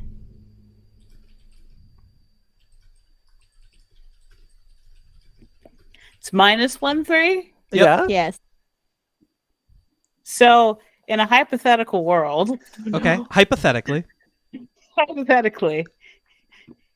you sure it's not -1 twosome rolls? Because I like that a lot better. We might have one way out of this depending on how your stats are laid out, so we'll find out. But what did you roll? I didn't get any. All right. Oh So no. this would be 6 chaos. The one thing that might be the case, let me look at the qualities real quick. Where do you have qualities?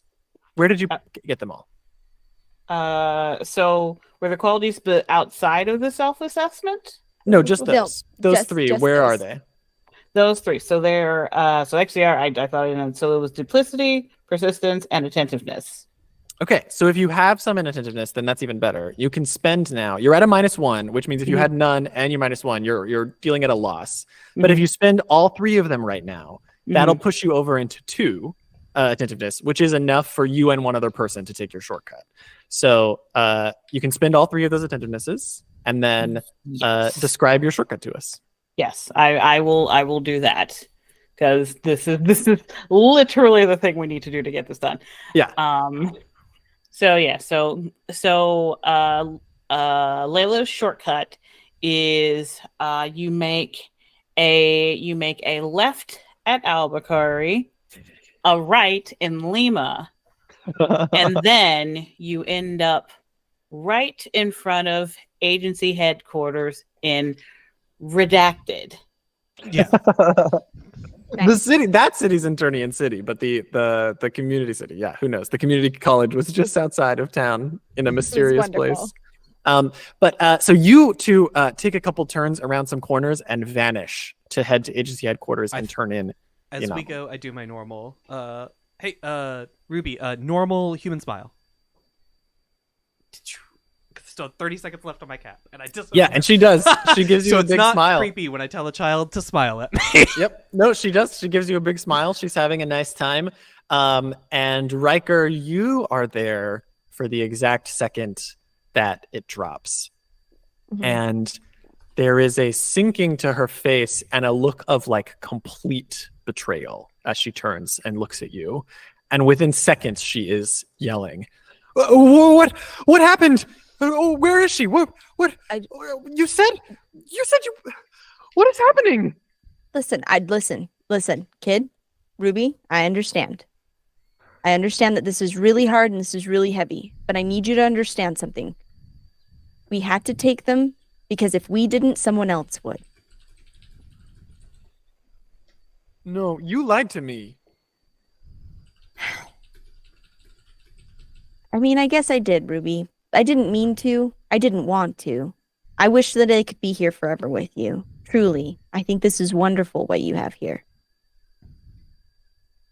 I want to be your friend, and I know that that might be really hard, especially now. I really mean it, Ruby. I want to be your friend. I can be your friend.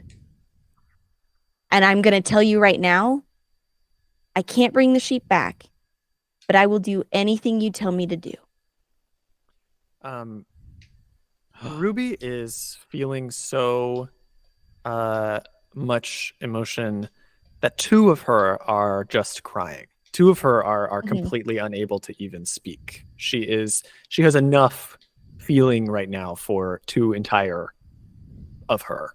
But the third one, as a result, is able to keep composure and look you in your face. And she says, "Get out." Go.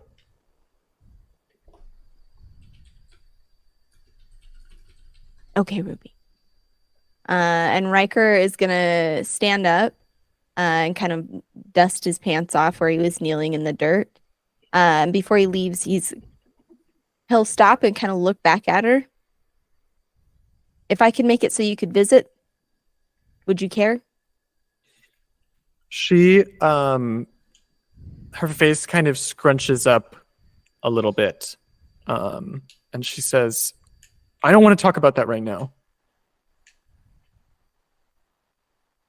Okay. And Riker's going to pull out his ID card that he showed her earlier that has his name on it. And he's not going to hand it to her. He's just going to take it out and set it on the ground and say, if you ever change your mind, and if you're ever interested in being friends, this will help you find me, okay? And he'll just set it down and start walking away. She stands her ground, her fists kind of clenched, staring at you as you leave. And the other two rubies come up and put hands on her shoulders, and the three of them kind of hug each other. And the third one finally lets herself cry as well as you walk away, and you feel the agency give you a demerit in this moment. Mm-hmm. Is the demerit for the loose end? No, the demerit is because Ruby gave I an took order. an order. I was like, I don't know how demerits work for loose ends here. Loose ends, yeah. We'll talk about the loose ends next week because we're going to do some talking about what happens after this next week.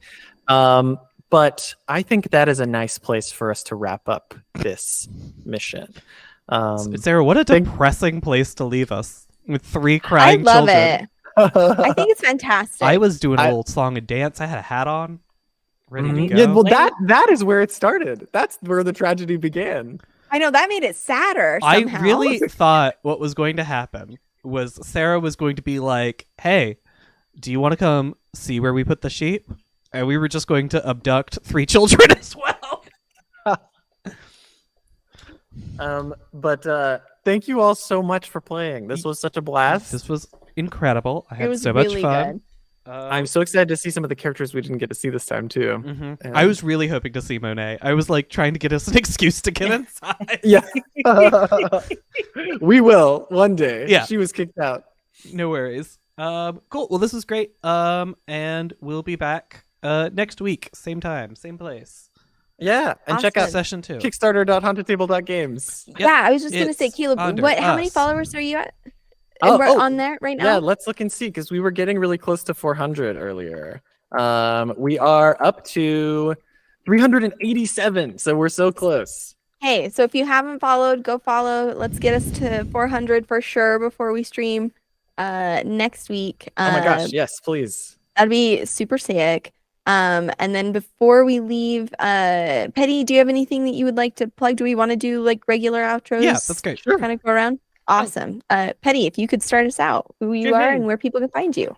Hey, yeah, I'm Petti Energy on Twitch and on Twitter. I don't think I'm still at NNG98 because what's brand consistency? Now that I am finally moved, I might be able to get back to streaming on Sunday nights. We will see. It's been a long year. It's only in the first part. But yeah, that's place you can find me. I do puns, play stuff, swear a lot. I didn't actually really swear all that much this game. This is an unusual stream for me. There you go. Those are the places you can find me. Caleb, you can outro next if you'd like. Yeah. You can find me almost everywhere at cczaneH, but my full name is Caleb Zane Huett. You can find my books, you can find my Twitter, you can see me talk about Sonic the Hedgehog a lot online, among a variety of other feelings that I have about all sorts of things. But for the most biggest thing you can do for me is following the Kickstarter, checking out just the website hauntedtable.games and reading more about Triangle Agency. And if you want to play, we're playing a slightly modified, updated version that is not available to the public yet. That's going to be closer to the final full game. But you can play the Delta test now at home at any time for free on itch. So if you look up Haunted Table on itch or you look up Triangle Agency, you will find the vast majority of the rules we use today all available to you in a fully, a very beautiful document that I worked very hard on. So please read it before it becomes obsolete in a few months. But thank you so much. And yeah, I hope I see you around, new friends. Cool. Well, I guess I will continue to be Kegan. You can find me online at KeganEXE. You can buy a bundle with all of my games in it because I was recently made unemployed.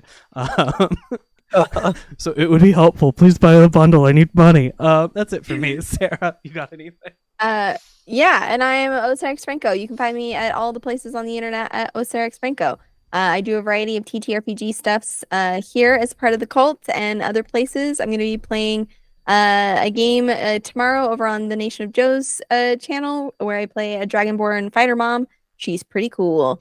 So you can check that out. And then, yeah, we're going to be here for the next couple of Mondays. Oh, and over on Critical Misses in the Lost Frontier, I play a Vulcan science officer as we are trying to figure out what the heck is going on. We're like the 3rd season of that game, and it's very, very good. So that will be Friday. So come and check that out. Star Trek.